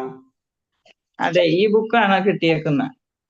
ഈ ബുക്ക് തന്നെ വാങ്ങിക്കുക മാതാജി. എല്ലാവരും ഈ ഭഗവത്ഗീത യഥാരൂപം ദിവ്യഭൂജ ശ്രീമദ് എ.സി. ഭക്തി വേദാന്ത സ്വാമി പ്രഭുപാദർ അന്താരാഷ്ട്ര കൃഷ്ണാബോധ സമിതിയുടെ സ്ഥാപകാചാര്യൻ. ഈ ബുക്ക് തന്നെ വായിക്കാം. അപ്പൊ എന്ന് വെച്ചാൽ നമ്മൾ ക്ലാസ് എടുക്കുമ്പോഴും ആ ലെവലിൽ തന്നെ നമുക്ക് മനസ്സിലാവും. പിന്നെ ഞാൻ പറഞ്ഞിട്ടുണ്ട് ഈ ഭഗവത്ഗീത എന്ന് പറഞ്ഞാൽ പല ആൾക്കാരും എഴുതിയിട്ടുണ്ട്, പല രീതിയിൽ എഴുതിയിട്ടുണ്ട്. ചിലപ്പോൾ നിരീശ്വരവാദികൾ എഴുതിയിട്ടുള്ള വ്യാഖ്യാനങ്ങളായിരിക്കും നമ്മൾ വായിക്കാൻ പോകുന്നത്. നമ്മൾ വിചാരിക്കും അതാണ് ഭഗവത്ഗീത. ഒരിക്കലും ഭഗവത്ഗീത എന്ന് പറഞ്ഞാൽ ഭഗവാൻ എന്ന് പറഞ്ഞ ഭക്തിയാണ്. നമ്മൾ ആ ലെവലിൽ അതിനെ കാണാൻ പറ്റുള്ളൂ. അപ്പൊ ഈ ആരിന് എത്ര ബുക്കുകൾ നമ്മുടെ മാർക്കറ്റിൽ കിട്ടും ഭഗവത്ഗീത. അപ്പൊ ആരിന് ഗീതാ പ്രസിന്റെ ഒരു ബുക്കില്ലേ, അതിന്റെ ഒരു PDF എന്റെ കയ്യിലിരിക്കുന്നത്. അത് ഏകദേശം അതുപോലെ തന്നെയാണ്, പക്ഷെ മറ്റേത് ഇപ്പൊ അവൈലബിൾ അല്ല. അപ്പൊ നമ്മൾ എന്തായാലും നമ്മൾ സെക്കൻഡ് ലെവലിൽ എത്തി. അപ്പൊ നമ്മൾ അറ്റ്ലീസ്റ്റ് ഈ ഒരു ബുക്കെങ്കിലും വാങ്ങിക്കണം, മസ്റ്റ്. അതിനൊരു എക്സ്ക്യൂസും ഇല്ല. ശരി വാങ്ങാം. ഈ ബുക്ക് എന്തായാലും വാങ്ങിച്ചിരിക്കണം, ഭഗവത് യഥാരൂപം. കാരണം ഇത് വെച്ചിട്ട് നമ്മൾ ക്ലാസ്സുകളിൽ പോണത്. കാരണം ഇത് എന്ന് പറഞ്ഞാൽ ആചാര്യന്മാര് എഴുതിയിട്ടുള്ളതാണ്. അതിന്റെ വ്യത്യാസവും മറ്റുള്ളവർ ആരും എഴുതിയെന്ന് നമുക്കറിയില്ല. കറക്റ്റായിട്ട് എഴുതിയത് കറക്റ്റായിട്ട് ഫോളോ അപ്പ് ചെയ്ത് മനസ്സിലാക്കി കഴിഞ്ഞാൽ ഓക്കെ. പക്ഷെ 99% അങ്ങനത്തെ ആയിരിക്കില്ല. കാരണം അത് അഡ്വർടൈസ്മെന്റിന് കൊടുക്കില്ല ആരും. കാരണം എന്ന് വെച്ച് കഴിഞ്ഞാൽ അങ്ങനത്തെ വ്യക്തികളാണ്. കാരണം നിരീശ്വരവാദികളാണ് ഈ വ്യാഖ്യാനം ഇങ്ങനെ തിരിക്കുന്നത് തന്നെ അവരാണ്. നമ്മൾ ശ്രദ്ധിച്ചാൽ അറിയാം. ഇപ്പൊ ചാതുർവർണ്ണ മയാ സിസ്റ്റം എന്ന് പറഞ്ഞാൽ അവരെ രീതിയിൽ കുറെ വ്യാഖ്യാനങ്ങൾ ഉണ്ടാക്കിയിട്ട് അപ്പൊ നമ്മൾ വായിക്കുമ്പോൾ നമുക്ക് കൺഫ്യൂസ് ആവും. അതാണ് അവരുടെ ലക്ഷ്യം. അപ്പൊ അതിലേക്കൊന്നും ഒരിക്കലും നമ്മൾ കടക്കരുത്. ഒരിക്കലും നമ്മൾ നിരീശ്വരവാദികളായിട്ടുള്ള കാര്യങ്ങളിലേക്ക് കടക്കരുത്. നമുക്ക് ഭക്തിയാണ് ആവശ്യമെങ്കിൽ. അല്ല നമുക്ക് ജനറൽ ആയിട്ട് വേറെ അങ്ങനെ പിന്നെ ഇതിൽ ഈ ബുക്കുകൾ വായിക്കേണ്ട തന്നെ ആവശ്യമില്ലല്ലോ നമുക്ക്. നമ്മൾ അതിലില്ലാതെ കട്ട് ഓഫ് ചെയ്യാം. പക്ഷെ നമ്മൾ അതിൽ വിശ്വാസം ഉണ്ട്, അതിലേക്ക് കടക്കണം എന്ന് വെച്ച് കഴിഞ്ഞാൽ ആചാര്യ പരമ്പരയിൽ നിന്നുള്ള ബുക്കുകൾ തന്നെ നമ്മൾ റെഫർ ചെയ്തിരിക്കണം. അത് വളരെയധികം ശ്രദ്ധിക്കണം. അപ്പൊ നമ്മൾ ഈ ബുക്ക് തന്നെ എല്ലാവരും വാങ്ങിക്കാം പ്ലീസ്. ഹരേ കൃഷ്ണ. ഹരേ കൃഷ്ണ. അപ്പൊ ഇതില് പറഞ്ഞത് അങ്ങയെ പറ്റി കേട്ടിട്ട് എനിക്കൊരിക്കലും മതി വരുന്നില്ല. കേൾക്കും തോറും അങ്ങയുടെ വാക്കുകളാകുന്ന അമൃതത്തെ ആസ്വദിക്കാൻ തോന്നുന്നു. ഹേ ജനാർദ്ദൻ, അങ്ങയുടെ വിഭൂതികളെ പറ്റി അവയുടെ യൗകിക പ്രഭാവത്തെ പറ്റി വീണ്ടും വിശദമായി വിവരിച്ചു തന്നാലും. അപ്പൊ എന്താണ് ഇതിൽ പറഞ്ഞ അതാണ് ഒരു ഭക്തനാവുമ്പോ ഭക്തന്റെ ക്വാളിറ്റി എന്ന് പറഞ്ഞത് എന്താണ് ഭഗവാന്റെ വാക്കുകൾ കേൾക്കും തോറും അമൃതത്തെ ആസ്വദിക്കുന്നത് പോലെ തോന്നുന്നു. കാരണം അതാണ് നമ്മളെ ഭഗവാന്റെ ലീലകളും വർണ്ണനകളും നമുക്കറിയാം. പല ഭഗവാന്റെ കഥകളൊക്കെ കേൾക്കുമ്പോൾ ഒരു ഭക്തനെ സംബന്ധിച്ച് ഉള്ളിൽ ആനന്ദം ഇങ്ങനെ വന്നുകൊണ്ടിരിക്കുക അല്ലെ. അതാണ് ഭഗവാന്റെ എത്ര പ്രാവശ്യം കേട്ടാലും നമുക്കറിയാം ഒരു കഥ തന്നെയാണ് ഭഗവാന്റെ കേട്ടുകൊണ്ടിരിക്കുന്നത്. നമ്മള് ഏത് ക്ഷേത്രത്തിൽ പോയാലും എവിടെ സത്സംഗങ്ങളിൽ കേട്ടാലും ഡെയിലി അത് തന്നെ കേൾക്കുന്നത് അല്ലെ. പക്ഷെ നമ്മൾ ചിന്തിച്ചിട്ടുണ്ട് ഭഗവാന്റെ കാര്യം വെച്ച് വേറെ എന്തെങ്കിലും ഒരു പിക്ചർ തന്നെ 10 പ്രാവശ്യം നമുക്ക് ഒരു പ്രാവശ്യമല്ലേ കാണാൻ പറ്റുള്ളൂ. അപ്പൊ അതാണ് ആ ഡിഫറൻസ്. നമ്മൾ അത്തരം ബോറിങ് വരും. പക്ഷെ ഭഗവാന്റെ കാര്യം എന്ന് പറഞ്ഞു കഴിഞ്ഞാൽ അതാണ് ആ ബന്ധം. നമുക്കറിയില്ല. അതാണ് ഭഗവാന്റെ കാര്യങ്ങൾ കേൾക്കും തോറും വീണ്ടും വീണ്ടും കേൾക്കാൻ തോന്നുന്നു. ഹേ ജനാർദ്ദൻ, അങ്ങയുടെ വിഭൂതികളെ പറ്റി അവയുടെ യൗകിക പ്രഭാവത്തെ വീണ്ടും വീണ്ടും വിവരിച്ചു തന്നാലും. അപ്പൊ എന്താണ് വീണ്ടും വിശദമായി പറഞ്ഞാലും. അപ്പൊ ഭഗവാൻ അർജുനൻ ഇതൊക്കെ കേൾക്കുന്നത് ഭഗവാന്റെ നിന്നാണ് പല കാര്യങ്ങൾ. പക്ഷെ എന്നിരുന്നാലും അർജുനൻ മതി വരുന്നില്ല.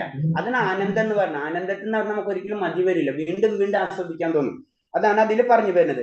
കൃഷ്ണന്റെ ദിവ്യ ലീലകൾ നിരന്തരം കേട്ടുകൊണ്ടിരുന്നാലും ആർക്കും മതി വരില്ല. അതാണ് സത്യം. അത് ഭക്തരെ സംബന്ധിച്ച് ഭഗവാന്റെ ലീലകൾ ദിവ്യമായിട്ടുള്ള ലീലകൾ കേൾക്കൊണ്ടിരിക്കുമ്പോൾ നമുക്കറിയാം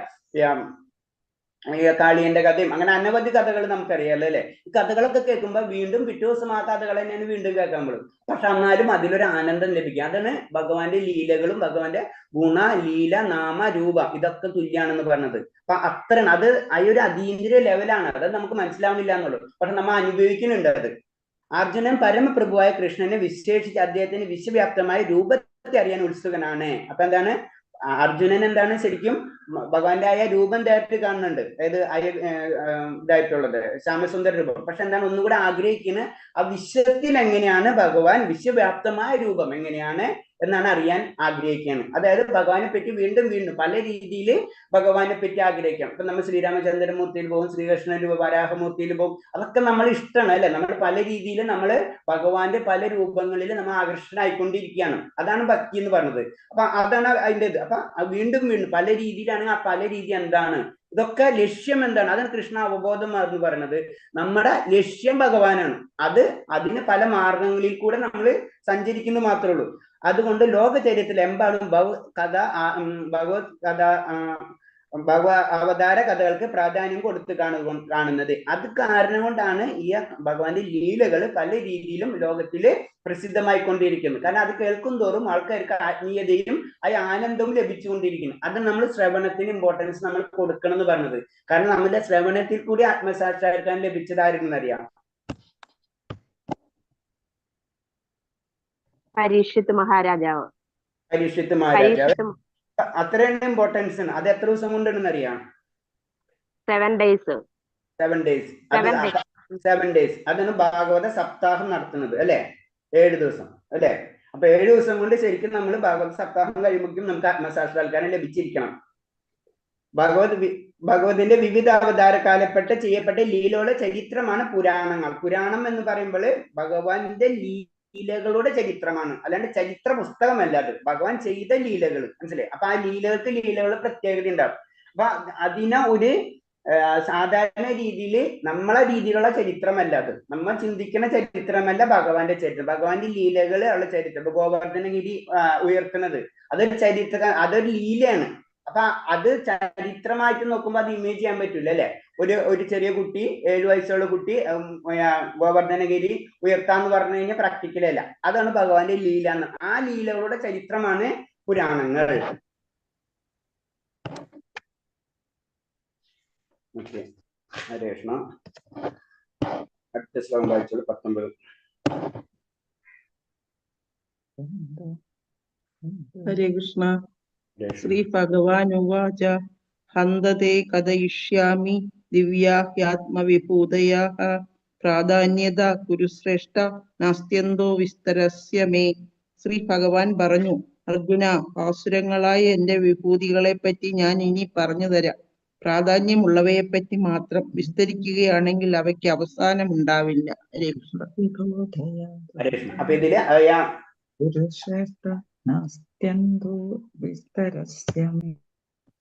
ഇതിൽ പറയണെന്ന് വെച്ച് കഴിഞ്ഞാല് ശ്രീ ഭഗവാൻ പറഞ്ഞു, അർജുന, ഭാവാസുരങ്ങളായ എന്റെ വിഭൂതികളെ പറ്റി ഞാൻ ഇനി പറഞ്ഞു തരാം. പ്രാധാന്യമുള്ളവയെ പറ്റി മാത്രം വിസ്തരിക്കുകയാണെങ്കിൽ അവയ്ക്ക് അവസാനം ഉണ്ടാകില്ല. അപ്പൊ പ്രാധാന്യത്തെ പറ്റി, അതായത് ഭഗവാന്റെ അവതാരങ്ങൾ എന്ന് പറഞ്ഞത് തന്നെ പറഞ്ഞ തിരമാലകൾ പോലെ തന്നെയാണ്, അനേകമാണ്. അതേപോലെ തന്നെ ഭഗവാന്റെ വിഭൂതികൾക്കും എണ്ണമില്ല, നമുക്ക് ഇമേജ് ചെയ്യാൻ പറ്റില്ല എത്ര വിഭൂതി. അതിൽ പ്രധാനമുള്ളവ തന്നെ പറഞ്ഞാൽ തന്നെ അവസാനം ഉണ്ടാവില്ല എന്ന് പറയുന്നത്. അപ്പൊ അത്രയാണ് ഭഗവാന്റെ വിഭൂതികളുടെ എണ്ണം, അതാണ് പറയുന്നത്. ഒരു സെക്കൻഡ്. ഹരേ കൃഷ്ണ ഹരേ കൃഷ്ണ കൃഷ്ണ കൃഷ്ണ ഹരേ ഹരേ ഹരേ രാമ ഹരേ രാമ രാമ രാമ ഹരേ ഹരേ.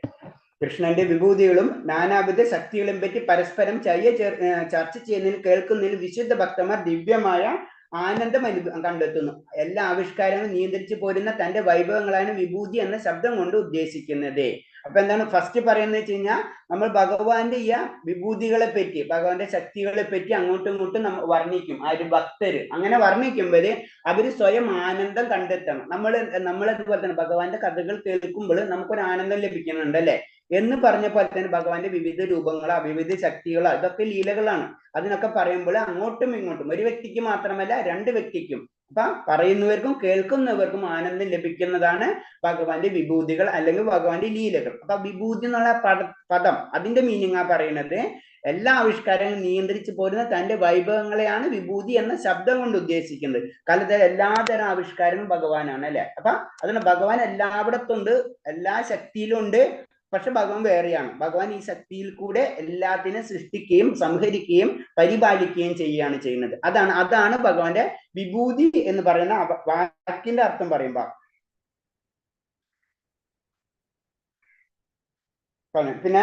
പിന്നെ ഇതിൽ പറഞ്ഞത് ദിവ്യശക്തികൾ വിവിധ രൂപങ്ങളിൽ ഭൗതിക ആത്മീയ ലോകങ്ങളിൽ പ്രത്യപേക്ഷിക്കുന്നുണ്ട്. അപ്പൊ ഭഗവാന്റെ ശക്തി എന്ന് പറഞ്ഞത് ആത്മീയ ലോകത്തിലും പല രൂപത്തിൽ വരുന്നുണ്ട്, ഭൗതിക ലോകത്തിലും പല രൂപത്തിൽ വരുന്നുണ്ട്.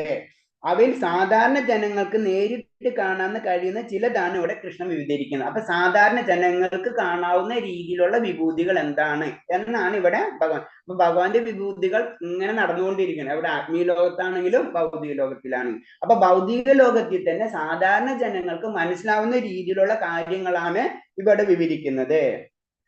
അടുത്ത ശ്ലോകം 20. ഹരേ കൃഷ്ണ. അഹമാത്മാ ഗൂഢാകേശ സർവഭൂതാശേ സ്ഥിതാഃ അഹമാദിശ്ച മദ്യം ച ഭൂതാനാമന്ത ഏവ ച. ഹേ അർജുന, ജീവജാലങ്ങളുടെ എല്ലാം ഹൃദയത്തിൽ സ്ഥിതി ചെയ്യുന്ന പരമാത്മാവാണ് ഞാൻ. അവയുടെ തുടക്കവും മധ്യവും അവസാനവും ഞാനാകുന്നു. ഹരേ കൃഷ്ണ. ഹരേ കൃഷ്ണ. അപ്പൊ ആദ്യം തന്നെ ഭഗവാൻ പറയണെന്ന് വെച്ച് കഴിഞ്ഞാല് അഹമാത്മാ ഗൂഢാകേശ. ഓക്കെ. ഹേ അർജുന, ജീവജാലങ്ങളുടെ എല്ലാം ഹൃദയത്തിൽ സ്ഥിതി ചെയ്യുന്ന പരമാത്മാവാണ് ഞാൻ. അവയുടെ തുടക്കവും മധ്യവും അവസാനവും ഞാനാകുന്നു. അപ്പൊ നമ്മുടെ ഹൃദയത്തില് ഭഗവാൻ സ്ഥിതി ചെയ്യുന്നുണ്ട് എന്ന് മനസ്സിലാക്കുക. അപ്പൊ അത് മനസ്സിലാക്കുക. ജീവാത്മാവും പരമാത്മാവും, ജീവാത്മാവ് നമ്മൾ തന്നെയാണ്, പരമാത്മാവ് ഭഗവാൻ തന്നെയാണ്. അപ്പൊ രണ്ട് ശക്തികളുണ്ട്, നമ്മുടെ രണ്ട് തരം ആത്മാക്കളുണ്ടെന്ന് നമുക്ക് പറയാം. അവയുടെ തുടക്കം അതായത് നമ്മുടെ സൃഷ്ടി, നമ്മൾ സൃഷ്ടിക്കുന്നതും നമ്മൾ നിൽക്കുന്നതും നമ്മുടെ അവസാനവും ഞാനാകുന്നു. അപ്പൊ നമ്മൾ സൃഷ്ടി സ്ഥിതി സംഹാരം അത് ഭഗവാനാകുന്നു എന്നാ പറയുന്നത്. ഗുഡകേശ, കൃഷ്ണൻ അർജുനനെ ഇപ്രകാരം അഭിസംബോധന ചെയ്യുന്നു. ഗുഡകേശ, കൃഷ്ണൻ അർജുനനെ, അതായത് ഇന്ദ്രിയങ്ങളിൽ നിന്ന് ജയിച്ചവൻ, അതായത് നിദ്രയിൽ, അതായത് ഇൻഡയറക്റ്റ് ആയിട്ട് പറഞ്ഞു കഴിഞ്ഞാൽ നമ്മൾ തമസിൽ നിന്ന് ജ്യോതിർഗമയ്ക്ക് പോയ വ്യക്തി, അല്ലെങ്കിൽ ഭൗതികയിൽ നിന്ന് ആത്മീയതയിലേക്ക്, അല്ലെങ്കിൽ ഇരുട്ടിൽ നിന്ന് വെളിച്ചത്തിലേക്ക്, അങ്ങനെയൊക്കെ പറയാം നമുക്ക്. ഗുഡകേശ, സൃഷ്ടിയുടെ കാരണം മഹത്തത്വം എന്ന സമത്വ ഭൗതിക പ്രകൃതിയിൽ മഹാവിഷ്ണു ഉൾപ്പുകയാണ് ചെയ്യുന്നത്. അത് നിങ്ങൾ പറഞ്ഞു തന്നിട്ടുണ്ടാവില്ലേ ജസ്റ്റ് ജനറൽ ആയിട്ട്? കാരണോദായ വിഷ്ണു, ഗർഭോദായ വിഷ്ണു, അത് പറഞ്ഞിട്ടുണ്ടോ നിങ്ങൾക്ക് ഡീറ്റെയിൽ ആയിട്ട്? ജസ്റ്റ് വേണമെങ്കിൽ ഒന്ന് പറയാം, അല്ലെങ്കിൽ ഡ്രോപ്പ് ചെയ്യാം. പറഞ്ഞിട്ടുണ്ട് അല്ലല്ലോ? അപ്പൊ ഇനി പറയണ്ടല്ലേ? ക്ലിയർ അല്ലേ അത്? അത് ക്ലിയറാ. ഓക്കെ, ശരി. അപ്പൊ ആ ഒരു കാര്യമാണ്. അപ്പൊ ഇതിൽ പറയുന്നത് വെച്ച് കഴിഞ്ഞാല് അങ്ങനെ ആ സമഗ്ര സൃഷ്ടിയുടെ കാരണം മഹത്തത്വം എന്ന ഭൗതിക ശക്തിയിൽ മഹാവിഷ്ണു ഉൾപ്പുകയാണ് ചെയ്യുന്നത്. ഭഗവാൻ 3 ഭാവങ്ങൾ പ്രത്യക്ഷീകരിക്കുന്നു: കാരണോദായ വിഷ്ണു, ഗർഭോദായ വിഷ്ണു, ക്ഷീരോദായ വിഷ്ണു. കാരണോദായ വിഷ്ണുവിന് ശരിക്കും പ്രപഞ്ചങ്ങൾ സൃഷ്ടിക്കുന്നത്, ഗർഭോദായ വിഷ്ണു അതിലുള്ള സൃഷ്ടിക്കുള്ള സാമഗ്രികൾ ചെയ്തു കൊടുക്കുന്നത് ശരിക്കും ഗർഭോദായ വിഷ്ണു, ക്ഷീരോദായ വിഷ്ണു അതിൽ ഓരോ ജീവാത്മാക്കൾക്കും ജീവൻ. അപ്പൊ നമ്മുടെ ഉള്ളിലുള്ള പരമാത്മാവ് എന്ന് പറഞ്ഞത് ആരാ? ഏത് വിഷ്ണുവാണ്?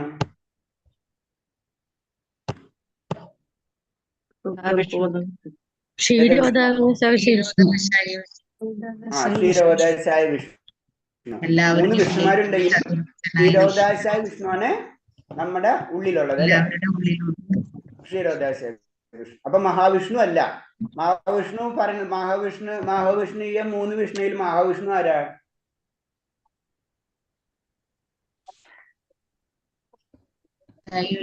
കാരണോദാശായ വിഷ്ണു, ഗർഭോദാശായ വിഷ്ണു, ക്ഷീരോദാശായ വിഷ്ണു. ഇതിൽ മഹാവിഷ്ണു എന്ന് പറഞ്ഞത് ആരെയാ?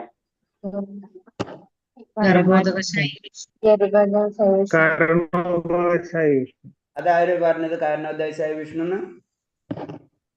മഹാപ്രപഞ്ചത്തിനെ സൃഷ്ടിക്കുന്ന വിഷ്ണു. പ്രഭു അല്ലേ പറഞ്ഞത് കാരണോദാശായ വിഷ്ണു? കാരണോദാശായ വിഷ്ണു ആണ്. മഹാവിഷ്ണു എന്ന് പറഞ്ഞ കാരണോദാശായ വിഷ്ണു ആണ്. ഓക്കെ. കാരണോദാശായ വിഷ്ണുവിൽ നിന്നാണ് എല്ലാതും സൃഷ്ടി സ്റ്റാർട്ട് ചെയ്യുന്നത്. പക്ഷെ അതിന്റെ ബാക്കിൽ കുറെ ഉണ്ട് കേട്ടാ, അത് നമ്മൾ വിട്ടുപോകരുത്. അങ്ങനെ ഭഗവാന്റെ കുറെ അവതാരങ്ങൾ കഴിഞ്ഞിട്ട് അതിലൊന്നിൽ നിന്ന് മാത്രം, ഇത് ഗുണാവതാരങ്ങളിൽ വരുന്നതാണ്. ഇതൊക്കെ ഗുണാവതാര പുരുഷാവതാരങ്ങളിൽ വരുന്നതാണ് ഈ കാരണോദാശായ വിഷ്ണു, ഗർഭോദാശായ വിഷ്ണു, അതുപോലെ തന്നെ ക്ഷീരോദാശ. അപ്പൊ പലതരം അവതാരങ്ങളില് ഉള്ള ഒരു ഗ്രൂപ്പാണിത്. ഏത്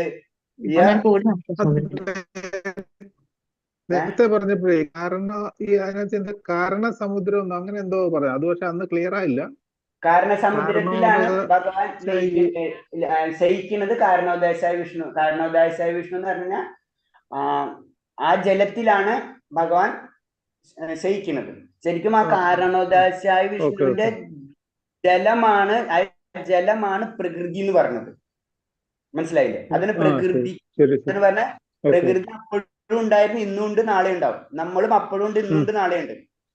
ആത്മാവ് വേറെ, പ്രകൃതി വേറെ. പ്രകൃതിനെ നമുക്ക് കാരണോദാശായ വിഷ്ണുവായിട്ട് സങ്കല്പിക്കാം. ശരിക്കും പറഞ്ഞാൽ കാരണോദാശായ വിഷ്ണുവിന്റെ ജലമാണ് ശരിക്കും ഗംഗ. മനസ്സിലാവുന്നുണ്ടല്ലോ? ഗംഗാദേവി വരുന്നത് അതിൽ നിന്നാണ്. ഓക്കെ. 21ാമത്തെ ശ്ലോകം.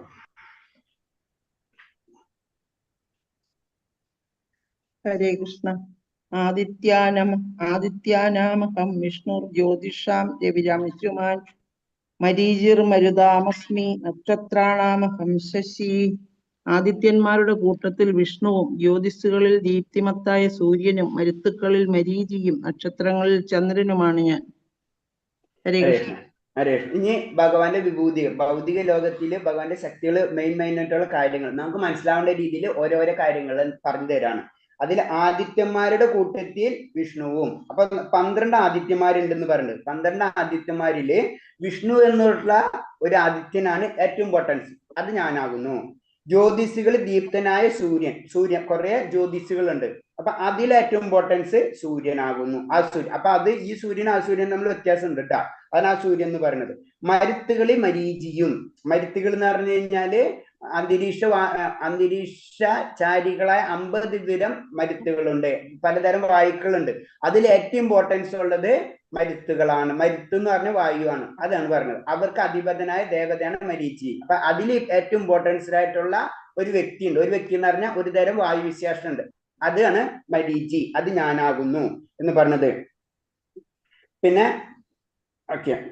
പിന്നെ നക്ഷത്രങ്ങളിൽ ചന്ദ്രനാണ്. അപ്പൊ ചന്ദ്രൻ എന്ന് പറയുമ്പോൾ നമ്മൾ അയ ലെവലിലല്ല ചിന്തിക്കേണ്ടത്. എല്ലാ ഇതിൽ വെച്ച് നമ്മൾ നോക്കുമ്പോൾ ചന്ദ്രനാണ് ഏറ്റവും ഇമ്പോർട്ടൻസ്. അതാണ് ചന്ദ്രൻ അവിടെ കൊടുക്കുന്നത്. അടുത്ത ശ്ലോകം 22. ഇനി ഇതാണ്, ഇത് സ്പീഡിൽ പോകും. ഇത് പ്രത്യേകിച്ച് ഓരോ കാര്യങ്ങളെ പറ്റി പറഞ്ഞുകൊണ്ടിരിക്കുകയാണ്. വായിച്ചോളൂ. ആരാ വായിക്കുന്നത്? ഹരേ കൃഷ്ണ. 22. വേദാനാം സാമവേദോ അസ്മി ദേവാനാമസ്മി വാസവഃ ഇന്ദ്രിയാണാം മനശ്ചാസ്മി ഭൂതാനാമസ്മി ചേതനഃ. വിവർത്തനം. വേദങ്ങളിൽ സാമവേദവും ദേവന്മാരിൽ ഇന്ദ്രനും ഇന്ദ്രിയങ്ങളിൽ മനസ്സും ജീവഗണങ്ങളിൽ ജീവചൈതന്യവുമാണ്, അവബോധവുമാണ് ഞാൻ. ഹരേ കൃഷ്ണ. ഹരേ കൃഷ്ണ. വേദങ്ങളിൽ സാമവേദവും ദേവന്മാരിൽ ഇന്ദ്രനും ഇന്ദ്രിയങ്ങളിൽ മനസ്സും ജീവഗണങ്ങളിൽ ജീവചൈതന്യവുമാണ് ഞാൻ. അപ്പൊ വീണ്ടും ഇങ്ങനെ പറയണേ. ഇപ്പൊ വേദങ്ങൾ പറഞ്ഞ 4 വേദം ഉണ്ടായില്ല. ഋഗ്വേദം, സാമവേദം, യജുർവേദം, അഥർവേദം. അതിലെ ഏറ്റവും ഇമ്പോർട്ടൻസ് സാമവേദത്തിനാണ്. അതിന് വേദങ്ങളിൽ സാമവേദവും ദേവന്മാരിൽ എന്ന് പറഞ്ഞാൽ ഏറ്റവും ടോപ്പ് ഇന്ദ്രനാണ്. അപ്പൊ ആ ഇന്ദ്രൻ അത് ഞാനാകും. ഇന്ദ്രിയങ്ങൾ എന്ന് പറയുമ്പോ മനസ്സടക്കം 6 ഇന്ദ്രിയങ്ങൾ എപ്പോഴും പറയാം നമ്മള്. അപ്പൊ 6 ഇന്ദ്രിയങ്ങൾ വരുമ്പോ മനസ്സാണ് ഏറ്റവും ഇമ്പോർട്ടൻ്റ്. അപ്പൊ അതിന് അതില് പഞ്ചേന്ദ്രിയങ്ങൾ പ്ലസ് മനസ്സ്, അപ്പൊ 6 ഇന്ദ്രിയങ്ങളായി. അപ്പൊ 6 ഇന്ദ്രിയത്തിന്റെ മനസ്സിനാണ് ഇമ്പോർട്ടൻസ്. ജീവഗണങ്ങളിൽ ജീവചൈതന്യം, എല്ലാ ജീവഗണങ്ങളുണ്ട് അല്ലെ. അപ്പൊ ജീവഗണങ്ങളിൽ ജീവചൈതന്യാണ് ഇമ്പോർട്ടൻസ്. നമ്മള് ചൈതന്യം ഇല്ലെങ്കിൽ നമ്മളില്ല. അപ്പൊ അത് ഞാനാകുന്നു എന്നാ പറയുന്നത്. അതായത് ജഡപദാർത്ഥങ്ങളുടെ സങ്കല്പനത്താൽ നിർമ്മിക്കപ്പെടുന്നതല്ല പ്രജ്ഞ. അപ്പൊ പ്രജ്ഞ എന്ന് പറഞ്ഞ അവബോധം, അതായത് നമ്മളെ ചൈതന്യം. ഈ ചൈതന്യം എന്ന് പറഞ്ഞത് ശരിക്കും ഭൗതിക പ്രകൃതിയാൽ സൃഷ്ടിക്കപ്പെടില്ല. കാരണം എന്ന് വെച്ചാൽ ഭൗതിക പ്രകൃതി എന്ന് പറയുന്നത് മെറ്റീരിയൽസ് ആണ് അല്ലെ, ബേസിക് ആയിട്ട്. അപ്പൊ അതുകൊണ്ട് ഒരിക്കലും ചൈതന്യം സൃഷ്ടിക്കപ്പെടില്ല. ആ ചൈതന്യം എന്താണ്, ഭഗവാനിൽ നിന്നാണ് വരുന്നത്. മനസ്സിലായി? അപ്പൊ അത് ഒരിക്കലും ഇപ്പൊ നമ്മളെ സയൻസ് പറഞ്ഞ കെമിക്കൽസ് കൂട്ടിച്ചേർത്ത് കഴിഞ്ഞിട്ടാണ് ഇത് മനുഷ്യനുണ്ടായത് അല്ലെങ്കിൽ ശരീരം, ഇത് പ്രാക്ടിക്കൽ അല്ല. ഇതിനൊരു ചൈതന്യം, അത് വേറൊരു ശക്തിയാണ്. ആ ശക്തി അതിന് നമ്മൾ ആത്മാവ് എന്ന് പറഞ്ഞത് അതൊരു വേറൊരു ലോകത്തിൽ നിന്ന് നിങ്ങൾ കണക്ഷൻ ആയിരുന്നു. ഈ ലോകത്തില് മെറ്റീരിയൽസ് മാത്രമേ ഉള്ളൂ. അതല്ല നമ്മൾ ഗർഭോദായ വിഷ്ണു വരുന്നത്, അതായത് സൃഷ്ടി നടക്കണം, മെറ്റീരിയൽസ് മാത്രം വന്നിട്ടുള്ളൂ. അതിന്റെ ഉള്ളിലേക്കാണ് ക്ഷീരോദായ വിഷ്ണു വരുന്നത്. അതതിന്റെ ശക്തിയാണ്. അപ്പൊ പറയുമ്പോൾ അല്ലാതെ പല പല ശക്തികളാണ്, പക്ഷെ ഓരോരുത്തർക്കും ഓരോ റൂള് കൊടുത്തിട്ടുണ്ട്. അതിനനുസരിച്ചാണ് കാര്യങ്ങൾ നടക്കേണ്ടത്. അതെന്ന് പറഞ്ഞത് ഈ മെറ്റീരിയൽസ് കൊണ്ട് നമുക്ക് ഒരിക്കലും ഒരു ഇതുണ്ടാക്കിയെടുക്കാൻ പറ്റില്ല. ചൈതന്യം വേറെ, ശരീരം നമുക്ക് പ്രകൃതിയിൽ നിന്ന് കിട്ടും. അടുത്ത ശ്ലോകം 23. ഹരേ കൃഷ്ണ. രുദ്രാണാം ശങ്കരശ്ചാസ്മി വിത്തേശോ യക്ഷരക്ഷസാം വസൂനാം ഭാവകശ്ചാസ്മി മേരു ശിഖരിണാം ഹം. രുദ്രന്മാരിൽ വെച്ച് ശിവനാണ് ഞാൻ, യക്ഷരാക്ഷസരിൽ കുബേരനും, വസുക്കളിൽ അഗ്നിയും, പർവ്വതങ്ങളിൽ മേരുവുമാണ് ഞാൻ. ഹരേ കൃഷ്ണ. ഹരേ കൃഷ്ണ. അപ്പൊ ഇതിൽ പറഞ്ഞ രുദ്രന്മാരിൽ വെച്ച് ശിവനാണ് ഞാൻ. അപ്പൊ 11 രുദ്രന്മാരുണ്ട്. അതില് പല ശിവനുണ്ട്. അതിൽ ഏറ്റവും ഇമ്പോർട്ടൻസ് രുദ്രനാണ്. ആ രുദ്രനാണ് ഞാൻ. യക്ഷരാക്ഷസിൽ കുബേരനാണ്. യക്ഷരാക്ഷസ് എന്ന് പറഞ്ഞ ഒരു വിഭാഗമുണ്ട്. ആ വിഭാഗത്തിൽ കുബേരനാണ് ഇമ്പോർട്ടൻസ്. അതാണ് ഞാൻ. അഷ്ടവസുക്കളുണ്ട്. അതില് അഗ്നി, അതിന് ഇമ്പോർട്ടൻസ്. അപ്പൊ അഗ്നിയാണ് ഞാൻ. പർവ്വതങ്ങളിൽ മേരു ആണ് ഞാൻ. അതായത് പേരെന്ന് പറയുമ്പോൾ ഒരു പർവ്വതമുണ്ട്, പ്രകൃതി വിഭവങ്ങളെ സമൃദ്ധമായ പർവ്വതമാണ് മേരു. അപ്പൊ അങ്ങനെ പലതരം പർവ്വതം ഉണ്ടെങ്കിലും പ്രകൃതി വിഭവങ്ങളിൽ ഏറ്റവും കൂടുതൽ സമൃദ്ധിയായിട്ടുള്ള പർവ്വതമാണ് മേരു. അതാണ് ഞാൻ. അത് ഇത്ര ഉള്ളൂ. ഇതില് എല്ലാ വിഭൂതികളും പറ്റി പറയുമ്പോ ഏറ്റവും ഇമ്പോർട്ടൻസ് ഉള്ളത് ഏതാണോ ഏത് കാര്യത്തിലും അത് ഭഗവാനാണ്, ഭഗവാന്റെ ചൈതന്യം. നമ്മൾ സാധാരണ ദൈവിക പ്രകൃതിമുള്ള കുട്ടി എന്നൊക്കെ പറയുന്ന പോലെ തന്നെ, അതായത് ആ ചൈതന്യം കൂടുതൽ അവരിൽ കാണാൻ പറ്റും. അതാണ് അതിന്റെ പ്രത്യേകത. അടുത്ത ശ്ലോകം 24. ഹരേ കൃഷ്ണ. പുരോദസാം ച മുഖ്യം മാം വിദ്ധി പാർത്ഥ ബൃഹസ്പതി സേനാനീനാമഹം സ്കന്ദ സരസാമസ്മി സാഗരാഹ. ഹേ അർജുന, പുരോഹിതന്മാരിൽ പ്രധാനിയായ ബൃഹസ്പതിയും സേനാധിപരിൽ കാർത്തികേയനുമാണ് ഞാൻ. ജലാശയങ്ങളിൽ സമുദ്രവും ഞാൻ തന്നെ. ഹരേ കൃഷ്ണ. ഹരേ കൃഷ്ണ. അപ്പൊ ഹേ അർജുന, പുരോഹിതന്മാരിൽ പ്രധാനിയായ ബൃഹസ്പതിയും സേനാധിപരിൽ കാർത്തികേയനുമാണ് ഞാൻ. ജലാശയങ്ങളുടെ സമുദ്രവും ഞാൻ തന്നെ. അപ്പൊ ഇതിൽ പറയുമ്പോ നമുക്കറിയാം, ബൃഹസ്പതി എന്ന് പറയുമ്പോ ഇന്ദ്രന്റെ പുരോഹിതൻ, അതായത് ഇന്ദ്ര സദസ്, അതായത് ദേവലോകത്തിലെ പുരോഹിതനാണ് ബൃഹസ്പതി. പിന്നെ കാർത്തികൻ അറിയാം, നമുക്കറിയാം അല്ലെ, മുരുകദേവൻ, അതായത് പരമശിവന്റെയും പാർവതിയുടെ മകൻ കാർത്തികൻ ആരാണ്? ശരിക്കും സേനാധിപൻ, ദേവന്മാരുടെ സേനാധിപനാണ് കാർത്തികേയൻ. അപ്പൊ ആ കാർത്തികേയൻ ഞാനാകുന്നു എന്ന് പറയുന്നത്. പിന്നെ ജലാശയങ്ങളിൽ സമുദ്രം, ജലാശയങ്ങളിൽ ഏറ്റവും വലുതാണ് സമുദ്രം. അപ്പൊ അത് ഞാനാകുന്നു. അപ്പൊ അതിന് അപ്പൊ ഇപ്പൊ ഈ ഒറ്റ പേടി നമുക്ക് മനസ്സിലായി, കാർത്തികേയൻ എന്ന് പറഞ്ഞത് ഭഗവാന്റെ തന്നെ അംശമാണ് അല്ല, കൂടുതൽ പവർ ഉണ്ട്, അങ്ങനെയാണ് വരുന്നത്. പക്ഷെ അത് ഭഗവാനല്ല. അതാണ് നമ്മൾ മനസ്സിലാക്കേണ്ടത്. ആ പോയിന്റിലേക്കാണ് കാര്യങ്ങൾ പോണത്. അടുത്തത് 25-ാമത്തെ ശ്ലോകം. ഹരേ കൃഷ്ണ.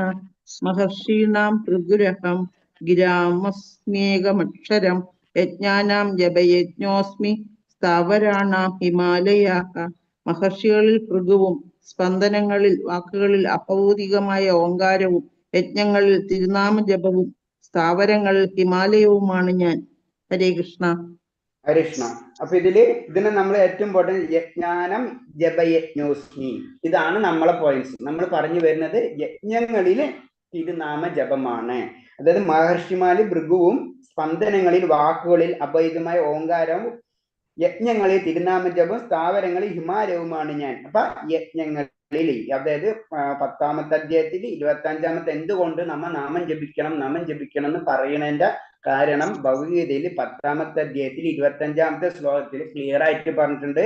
യജ്ഞത്തില് ജപ എല്ലാ പൂജകളിലും ഏറ്റവും ഇമ്പോർട്ടൻസ് ഏതാ? അത് ജപമാണ്. അതാണ് ഞാൻ എന്ന് ഭഗവാൻ പറയുന്നുണ്ട്. ഇതാണ് നമ്മളെ പോയിന്റ്. അപ്പൊ യജ്ഞങ്ങളിൽ തിരുനാമ ജപം. അപ്പൊ തിരുനാമ ജപം ജപിച്ചു കഴിഞ്ഞാൽ അത് ഭഗവാൻ ആകുന്നു. അതാണ് ഭഗവാന്റെ നാമരൂപ ഗുണ ലീലകളൊക്കെ ഒന്നെന്ന് പറയുന്നത്.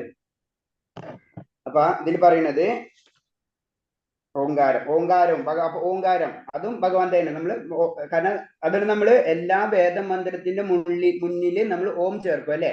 അപ്പൊ ഓം ചേർക്കുന്നതിന്റെ കാരണം ഭഗവാനെ നമ്മൾ ആദ്യം സങ്കല്പിച്ചിട്ടാണ് ആ മന്ത്രം തന്നെ പറയുന്നത്. അതാണ് അഭൗതികമായ ഓങ്കാരവും അത് ഞാൻ തന്നെയാണ്. അപ്പൊ ഇനീഷ്യൽ സ്റ്റേജില് ഭഗവാനെ നമ്മളെ പ്രണമിച്ചിട്ടാണ് അടുത്തയിലേക്ക് നമ്മൾ കടക്കുന്നത് തന്നെ.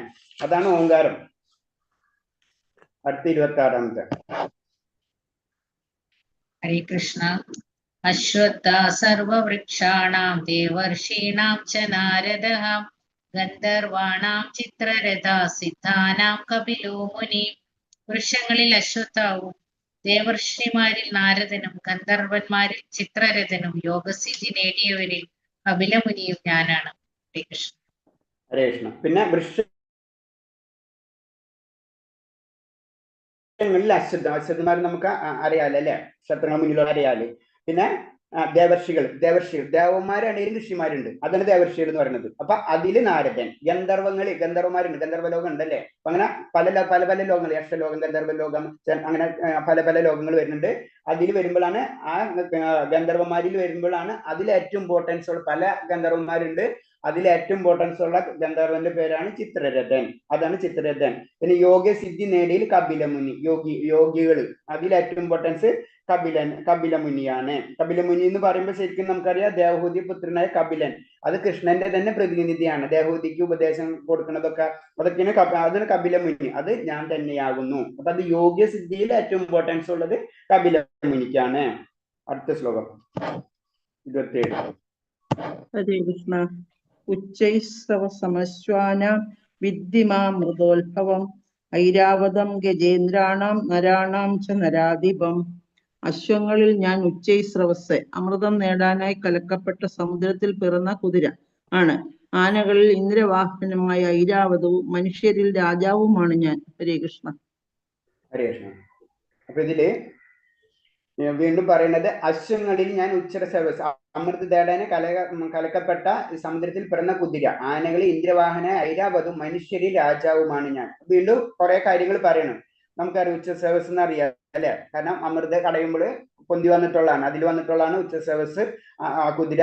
പിന്നെ എന്താണ് ആനകളിൽ നിന്ന് വെച്ച് ഐരാവതം അല്ലെ, അത് നമുക്കറിയാം. അത് ദേവേന്ദ്രന്റെ വാഹനം ഐരാവതം, അത് ഞാനാകുന്നു. മനുഷ്യരിൽ രാജാവ്, കാരണം മനുഷ്യരിലെ ഏറ്റവും ഇമ്പോർട്ടൻസ് ആർക്കാണ്? രാജാവിനാണ്. അത് ഞാനാകും. അപ്പൊ ഏറ്റവും ഇമ്പോർട്ടൻസ് ഉള്ള വ്യക്തികൾ അതിന്റെ ചൈതന്യം കൂടുതലായിരിക്കും കമ്പാരിറ്റീവ്ലി. അപ്പൊ അതാണ് പറയുന്നത്. ഹരേ കൃഷ്ണ. നമുക്ക് 7 മണിയായല്ലോ അല്ലെ, നമുക്ക് നിർത്താം. 27ാമത്തെ ശ്ലോകം വെച്ച് നിർത്താം. നമുക്ക് വേറെ എന്തെങ്കിലും സംശയങ്ങൾ ഉണ്ടെങ്കിൽ പറയാം. ഇതിൽ നിങ്ങൾക്ക് ഇഷ്ടപ്പെട്ട ശ്ലോകം ഏതാ? ഇത്തരം പറഞ്ഞത് അതിൽ ശ്രദ്ധിച്ചിട്ടുണ്ടോ? ഇന്നത്തേല് 11 തൊട്ട് 12 വരെ. ഞാൻ ഒന്ന് സമ്മറി പറയാം ജസ്റ്റ് ആദ്യം, എന്നിട്ട് നമുക്ക് ഡിസ്കസ് ചെയ്യാം. 11 തൊട്ടല്ലേ തുടങ്ങിയത്? അതെ അതെ 11 അല്ല 12, 12 തുടങ്ങി അല്ലെ. 12 തുടങ്ങി. അത് 12 പറയുന്നത് 12 13 പറയുന്നത് നമ്മള് അർജുനൻ ഭഗവാനെ അക്സെപ്റ്റ് ചെയ്യുന്നുണ്ട്. പക്ഷെ എന്നിരുന്നാലും അതിനൊരു റെഫറൻസും കൂടെ കൊടുക്കാണ്. കാരണം ദേവർഷികളെ പറ്റി പറഞ്ഞത് നാരദൻ, അസിതൻ, ഇവരൊക്കെ ഭഗവാൻ പരമദിവോത്തമൻ പുരുഷൻ എന്ന് പറഞ്ഞിട്ടുണ്ട്. അപ്പൊ അതും കൂടെ വെച്ചിട്ടാണ് പറയുന്നത്. പിന്നെ ഭഗവാനിലാണ് എല്ലാതും വിശ്രമം. കാരണം ഭഗവാൻ സൃഷ്ടി സ്ഥിതി സംഹാരം നടത്തിയാലും വീണ്ടും അതിങ്ങനെ കറങ്ങിക്കൊണ്ടിരിക്കും. അപ്പൊ എല്ലാതും ഭഗവാനിലാണ് വിശ്രമിക്കുന്നത്. പിന്നെന്താണ് കാരണം ഭഗവാന്റെ വ്യക്തിത്വം ആർക്കും മനസ്സിലാവില്ല എന്നാണ് ദേവന്മാർക്ക് ധാരാളം അവിടുത്തെ വ്യക്തിത്വം മനസ്സിലാക്കാൻ കഴിയില്ല. കാരണം എന്ന് വെച്ച് കഴിഞ്ഞാൽ അത് ഭക്തർക്ക് മാത്രമേ മനസ്സിലാവുള്ളൂ. അതാണ് അതിന്റെ മീനിങ്. അപ്പൊ ദേവന്മാർക്കും അസുരന്മാരും നമ്മൾ ഒരേ കാറ്റഗറിയിലല്ല കണക്കൂട്ടേണ്ടത്. ദേവന്മാർ വേറെ ചിന്താഗതി, അസുരന്മാർ വേറെ ചിന്താഗതി. പക്ഷെ ഭക്തര് അതിനേലും മുകളിലുള്ള വ്യക്തിയാണ്. അപ്പൊ ദേവന്മാര് ലെവലിനേലും മുകളിലാണ് ഭക്തന്റെ ലെവല്. അതാണ് അത് പറയുന്നത്. പിന്നെ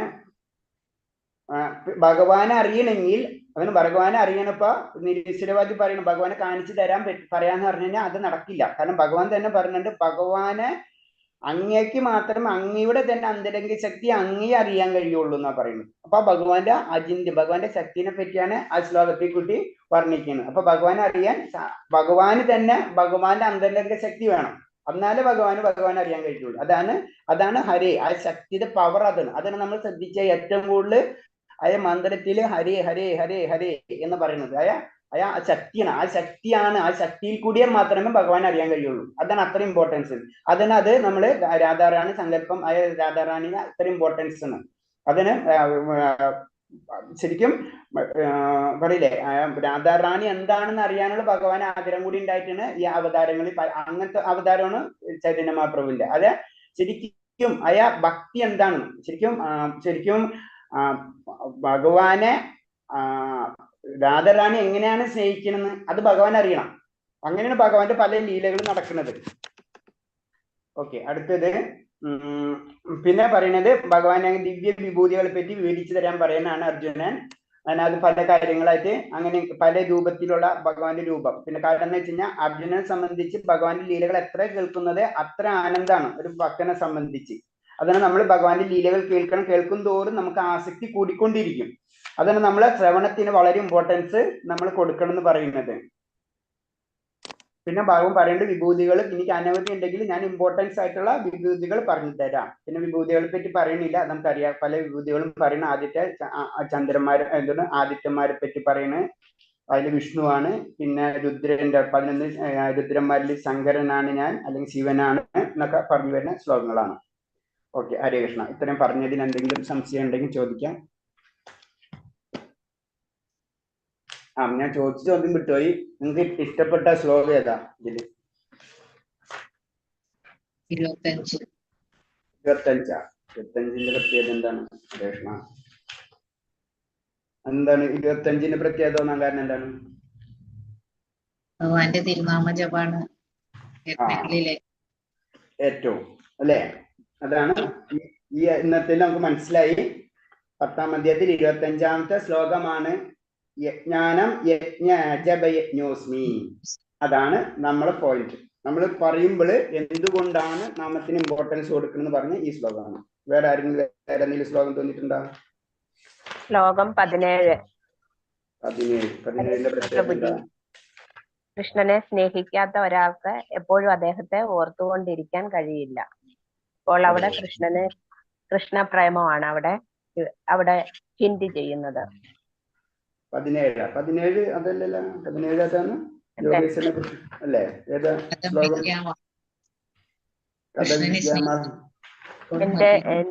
എനിക്കിതില്ലാത്തോണ്ട് എനിക്ക് പറയാൻ പറ്റണില്ല, ബുക്ക് ഇല്ലാത്തോണ്ട്.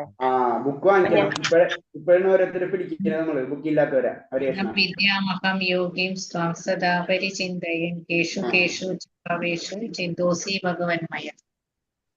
ബുക്ക് വാങ്ങിക്കണം കേട്ടോ. ബുക്ക് വാങ്ങിക്കാണ്ട് ഞാൻ പറഞ്ഞു ബുക്ക് വാങ്ങിക്കണം. ബുക്ക് വാങ്ങിച്ചാൽ പോരാ, ബുക്ക് വായിക്കണം. എനിക്ക് വായിച്ചാൽ പോരാ, എനിക്ക് ബുക്കുണ്ട്, വീട്ടിലാണ് ഇരിക്കുന്നത്. അത് ഞാൻ വീട്ടിലല്ല ഇപ്പം കുറച്ച് ദിവസമായിട്ട്.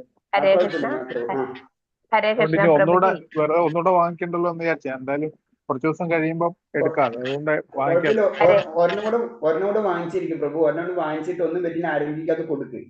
അത് തന്നെ നമ്മള് ഭഗവത് നാമം നമ്മൾ പ്രചരിപ്പിക്കുന്ന പോലെ തന്നെ മാറും. ഒരു ബുക്കല്ലേ ഉള്ളൂ, നമുക്ക് വീട്ടിൽ വരാൻ കൊടുക്ക്. കുറച്ചെങ്കിലും ഇൻട്രസ്റ്റ് ഉള്ള ആരെങ്കിലും ഉണ്ടെങ്കിൽ അവർക്ക് ഒരു ഗിഫ്റ്റ് ആയിട്ട് കൊടുക്കും. നമ്മളത് പറയുന്നുണ്ട്. കാരണം എന്ന് വെച്ച് കഴിഞ്ഞാൽ ഗിഫ്റ്റ് കൊടുക്കാൻ നമ്മൾ ഇങ്ങനത്തെ ഒരു ടാക്ടീസ് പ്ലാൻ ചെയ്യാം. നമ്മളെ റിലേറ്റീവ്സിന് ആരെങ്കിലും അവർക്ക് അങ്ങനെയോട് എന്തെങ്കിലും ടച്ച് ഉള്ളവർ ആകെ ഒരു ബുക്ക് വാങ്ങിച്ചുകൊണ്ട് കൊടുക്കാം. അപ്പൊ വല്ല കാലത്തെങ്കിലും അതിൽ ആരെങ്കിലും അത് ഉപകാരപ്പെടും. അത് നമുക്ക് ചെയ്യാൻ പറ്റും. ഒരു 300-400 പലതരം ഗിഫ്റ്റുകൾ. ആ ഗിഫ്റ്റ് നമ്മൾ പല വീട്ടിലും പല വീട്ടിലും അത് വെറുതെ ഇരിക്കായിരിക്കും, കുറച്ച് നാളെയും അവരൊന്ന് എടുത്ത് കളയും, അങ്ങനെയാണ് സംഭവിക്കുക സാധാരണ രീതിയിൽ, അല്ലെങ്കിൽ ഉപയോഗിക്കുന്നവരുണ്ടാവും. അപ്പൊ അതിന് ഏറ്റവും ബെറ്റർ ആണ് അത്. ചില എന്ന് പറഞ്ഞതെന്ന് വെച്ചാൽ ഞാൻ നമ്മൾ ഈ ബുക്ക് കൊടുത്തു കഴിഞ്ഞ് കഴിഞ്ഞാൽ ചിലപ്പോൾ അവര് 3rd ജനറേഷൻ അല്ലെങ്കിൽ 2nd ജനറേഷൻ ആയിരിക്കും ചിലപ്പോൾ ആ ബുക്ക് ഉപയോഗിക്കും, ചിലപ്പോൾ അത് അങ്ങനെ തന്നെ പൂജ റൂമിൽ കൊണ്ടുവയ്ക്കും. പിന്നെ തുറക്കുന്നത് ചിലപ്പോൾ അല്ല കൊച്ചുമക്കളായിരിക്കും. ഞാൻ തന്നെ എനിക്കിത് ഗിഫ്റ്റ് ആയിട്ട് കിട്ടിയതാ, അതുകൊണ്ടാണ് എനിക്ക് അവിടുത്തെ ഒരു ബ്രഹ്മചാരി തന്നതാണ് അത്. അപ്പൊ നമ്മളും അതേ ലെവലിലേക്ക് നമ്മളും പതുക്കെ ശ്രമിക്കുക, എല്ലാവരും ബുക്ക് ഡിസ്ട്രിബ്യൂഷൻ. അത് പറയുന്നുണ്ട്, ഇതിൽ തന്നെ വരുന്നതാണ്. അത് 10ാം അധ്യായത്തില് നിങ്ങൾക്ക് ചോദ്യോത്തരം വിട്ടിട്ടില്ലേ, ക്വസ്റ്റ്യൻസ് വിട്ടിട്ടില്ലേ? ആ ക്വസ്റ്റ്യനിൽ ഫസ്റ്റ് ക്വസ്റ്റ്യന്റെ ആൻസർ ആണ് അത്. ഫസ്റ്റ് ക്വസ്റ്റ്യൻ ഒന്ന് എടുത്തേ, ആരെങ്കിലും എഴുതിയിട്ടുണ്ടാ, നോട്ട് ചെയ്തിട്ടുണ്ടാ? ഏറ്റവും പ്രധാനപ്പെട്ട സംഭാവനകൾ എന്താണ്? അതാണ് ബുക്ക് അല്ലെ, അദ്ദേഹത്തിന്റെ രചനകൾ. അദ്ദേഹത്തിന്റെ രചന. ആ രചനകൾ നമ്മൾ വായിക്കുന്ന നമുക്ക് മനസ്സിലാവണം, അത് മറ്റുള്ളവരും വായിപ്പിക്കുക എന്ന് പറഞ്ഞത് നമ്മളെ ഡ്യൂട്ടിയാണ്. മനസ്സിലായോ? അപ്പൊ അത് തന്നെ കൃഷ്ണബോധ പ്രവർത്തനം പറഞ്ഞത് അത് തന്നെയാണ്. ഇപ്പൊ നമ്മളെ കൊണ്ട് ഹരേ കൃഷ്ണ പ്രഭുജി, എനിക്ക് ഇവിടെ വാങ്ങിച്ച് ഓപ്പൺ ആയിട്ട് വെക്കാൻ പറ്റില്ല, അതുകൊണ്ടാണ് ഞാൻ വാങ്ങിക്കാത്തത്. അപ്പൊ ഞാൻ ഇതിൽ വരുന്നത് അത് ഞാൻ പിന്നീട് ഞാൻ വാങ്ങിച്ചോളാം പ്രഭുജി. അതുകൊണ്ട് എനിക്ക് ശ്ലോകം പറയാൻ പറ്റില്ല, അതാണ്.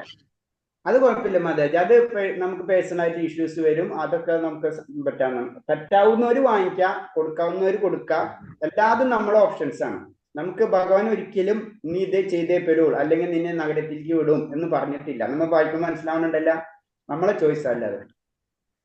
അതാണ് നമ്മളെ പറയില്ല, ബാഹ്യം വിരാഹ ജനാർദ്ദന, നമ്മളെ ഭാവമാണ് ഏറ്റവും ഇമ്പോർട്ടൻസ്, വേറെ ഒന്നുമില്ല. പിന്നെ ഹരേ കൃഷ്ണ പ്രഭുജി, കഴിഞ്ഞ ദിവസം ഒരാളുടെ ബർത്ത്ഡേ ഉണ്ടായിരുന്നു. അപ്പൊ ഞാൻ മനസ്സിൽ വിചാരിച്ചത് ഒരു ഭഗവത്ഗീത യഥാരൂപ അവർക്ക് ഗിഫ്റ്റ് ആയിട്ട് കൊടുക്കണമെന്ന് തന്നെയായിരുന്നു വിചാരിച്ചത്, നാട്ടിൽ പോയിട്ട്.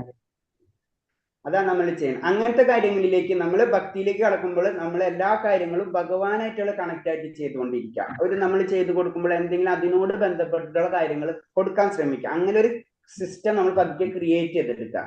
അപ്പൊ അത് എല്ലാവർക്കും ഉപകാരമാണ്. കാരണം ഭഗവത് നാമം അതാണ് നമ്മളെ കൊണ്ട് മറ്റുള്ളവർക്ക് അറ്റ്ലീസ്റ്റ് അവര് ആരെങ്കിലും അത് വായിക്കും. അത് വലിയൊരു കർത്തവ്യമാണ്. കാരണം നമ്മളെ ഇസ്കോണിന്റെ ഏറ്റവും ഇമ്പോർട്ടൻസ് ഡ്യൂട്ടിയിൽ ഡ്യൂട്ടിയാണ് ബുക്ക് ഡിസ്ട്രിബ്യൂഷൻ എന്ന് തന്നെ പറയും. ഹരേ കൃഷ്ണ. പിന്നെ ആരെങ്കിലും വേറെ എന്തെങ്കിലും ശ്ലോകം ഇൻട്രസ്റ്റിംഗ് ആയിട്ട് തോന്നിയത്?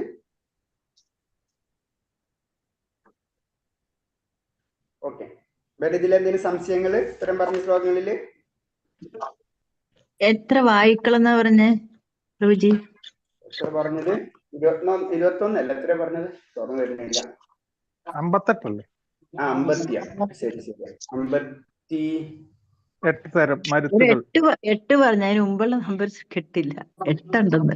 അത് അഷ്ടവസ്തുക്കളല്ലേ? മരുത്തുക്കൾ 50 എന്നാ പറഞ്ഞേ. 58 ഞാനിവിടെ എഴുതിയിട്ടുണ്ട്, ഞാൻ ജസ്റ്റ് ഒന്ന് നോട്ട്. 58 അല്ലേ? ഞാനിവിടെ എഴുതിയിട്ടുണ്ട്, അതിൽ കണ്ടത് 50 എന്ന്. 50 വിധം മരുത്തുക്കളെ. സോറി 58 എന്നാ വായിച്ചതേ ഉള്ളൂ. 50 വിധം മരുത്തുക്കൾ സൂം ചെയ്തപ്പോഴാണ്. ഒരു നോളജിന് വേണ്ടിയിട്ടുള്ളതാണ്. ഹരേ കൃഷ്ണ. പിന്നെ ഹരേ ഹരേ എന്ന് പറഞ്ഞ എന്താന്ന് പറഞ്ഞേ? ഹരേ ഹരേ എന്ന് പറഞ്ഞ ഭഗവാന്റെ ആന്തരിക ശക്തി, മായാശക്തി, അതാണ്. അതിലാണ് ഏറ്റവും കൂടുതൽ. അതിൽ കൂടിയാണ് ഭഗവാൻ തന്നെ അറിയുന്നത് അല്ലെ? അതല്ലേ ഈ ശ്ലോകം പറഞ്ഞത്? ഭഗവാനെ തന്നെ അറിയുന്നത് ഭഗവാന്റെ അന്തരംഗ ശക്തിയിൽ കൂടിയാണ്. അത് ഹരയിൽ കൂടിയാണ് ഭഗവാൻ അറിയുന്നത്. അതായത് നമ്മൾ രീതി പറഞ്ഞു കഴിഞ്ഞാൽ രാധാറാണിയിൽ കൂടിയാണ് ഭഗവാനെ അറിയുന്നത്. അതാണ് ഹരേക്ക് ഇത്ര ഇമ്പോർട്ടൻസ്. അത് ആ ശക്തി അതിനുണ്ട്, അത് ഭഗവാന്റെ ശക്തിയാണ്. ഹരേ വാ എന്ന് പറയുമ്പോ അതിന്റെ ഉദ്ദേശം എന്താ? ഹരേ വാ ഇല്ലേ, പറഞ്ഞില്ല മാതാജി, കേട്ടില്ല? ഹരേ വാ നമ്മളിപ്പം നോർത്തിലൊക്കെ പോയി കഴിഞ്ഞാൽ അല്ലെങ്കിൽ നമ്മൾ സംസാരിക്കാൻ ഹരേ വാ, അതൊരു അത്ഭുതത്തോടുകൂടി പറയില്ലേ? അതിന്റെ മീനിങ് എന്താ ഉദ്ദേശിക്കുന്നത്? ആ ഹരേ അത് വേറെ, അത് ഹരേ അല്ലല്ലോ, അത് അതിന്റെ സ്പെല്ല് എന്താ അത്ര ആദ്യത്തെ? നമ്മളീ അടിപൊളി എന്നൊക്കെ പറയല്ലേ, അതുപോലെ.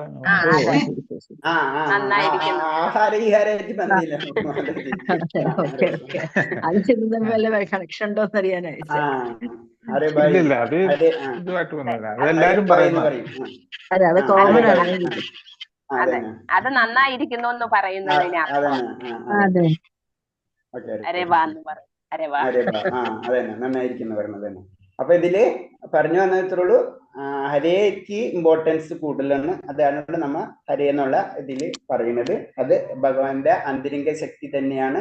അതാണ് അതിൽ വരുന്നത്. ഹരേ കൃഷ്ണ. അപ്പൊ നമുക്ക് നിർത്താം. ഓക്കെ, വേറെ എന്തെങ്കിലും? ഓക്കെ. പഞ്ചകൽപരൂപച്ച കൃപാസന്ധ്യാപിച്ച പതിനാം പാവനേപി വൈഷ്ണവേപി നമോടി വൈഷ്ണവ ഭക്തർക്ക് ജയ്, പ്രഭാതിക്ക് ജയ്, ഗുരുദേവ്ക്ക് ജയ്. ഹരേ കൃഷ്ണ. എല്ലാവർക്കും പ്രണാമം. ബുക്ക് വാങ്ങിക്കണം എല്ലാവരും. ബുക്ക് വാങ്ങിക്കാൻ എന്തെങ്കിലും ബുദ്ധിമുട്ടുണ്ടെങ്കിൽ ഓൺലൈനിൽ തന്നെ വാങ്ങിക്കാൻ പറ്റും. ജസ്റ്റ് നമ്മൾ ആമസോണിൽ കയറി കഴിഞ്ഞാൽ ബുക്ക് കിട്ടും. പിന്നെ അഥവാ പിന്നെ ബുദ്ധിമുട്ട് ആരെങ്കിലും ഉണ്ടെങ്കിൽ ഗ്രൂപ്പിൽ ഫോർവേഡ് ചെയ്യാം, എനിക്ക് ബുക്ക് വേണമെന്ന്. അപ്പം നമ്പേഴ്സ് അയച്ചു തരാം. അവർ വിളിച്ചു പറഞ്ഞാൽ വീട്ടിലേക്ക് അവർ അയച്ചു തരും. അങ്ങനെ 2 മെത്തേഡ് ഉണ്ട്. നമുക്ക് ഏത് രീതിയിൽ വേണമെങ്കിലും വാങ്ങിക്കാം. അത് വാങ്ങിച്ചിരിക്കണം. ബുക്ക് വാങ്ങിക്കണം, ബുക്ക് വായിക്കണം. അതിൽ ബുക്ക് വായിച്ചാൽ മാത്രം പോലെ അതിന്റെ സംശയങ്ങൾ ചോദിക്കണം. നാളത്തെ തൊട്ടുള്ള നിങ്ങൾ എന്ന് പറയാ ഹോംവർക്ക് അതാണ്. നമ്മൾ ഇപ്പൊ 10 ശ്ലോകം 15 ശ്ലോകം ഡെയിലി എടുക്കുന്നുണ്ട്. 10 15 ശ്ലോകം നമ്മൾ വായിച്ചിട്ട് ക്ലാസ്സിൽ വരണം. ഞാൻ ക്വസ്റ്റ്യൻ ചോദിക്കും, അതിൽ നിന്ന് ക്വസ്റ്റ്യൻ ചോദിക്കും. ഹരേ കൃഷ്ണ. ഓക്കെ, ശരി. ഹരേ കൃഷ്ണ. കൃഷ്ണ പ്രഭുജി. ഹരേ കൃഷ്ണ. എല്ലാവർക്കും പ്രണാമം. നടക്കണം.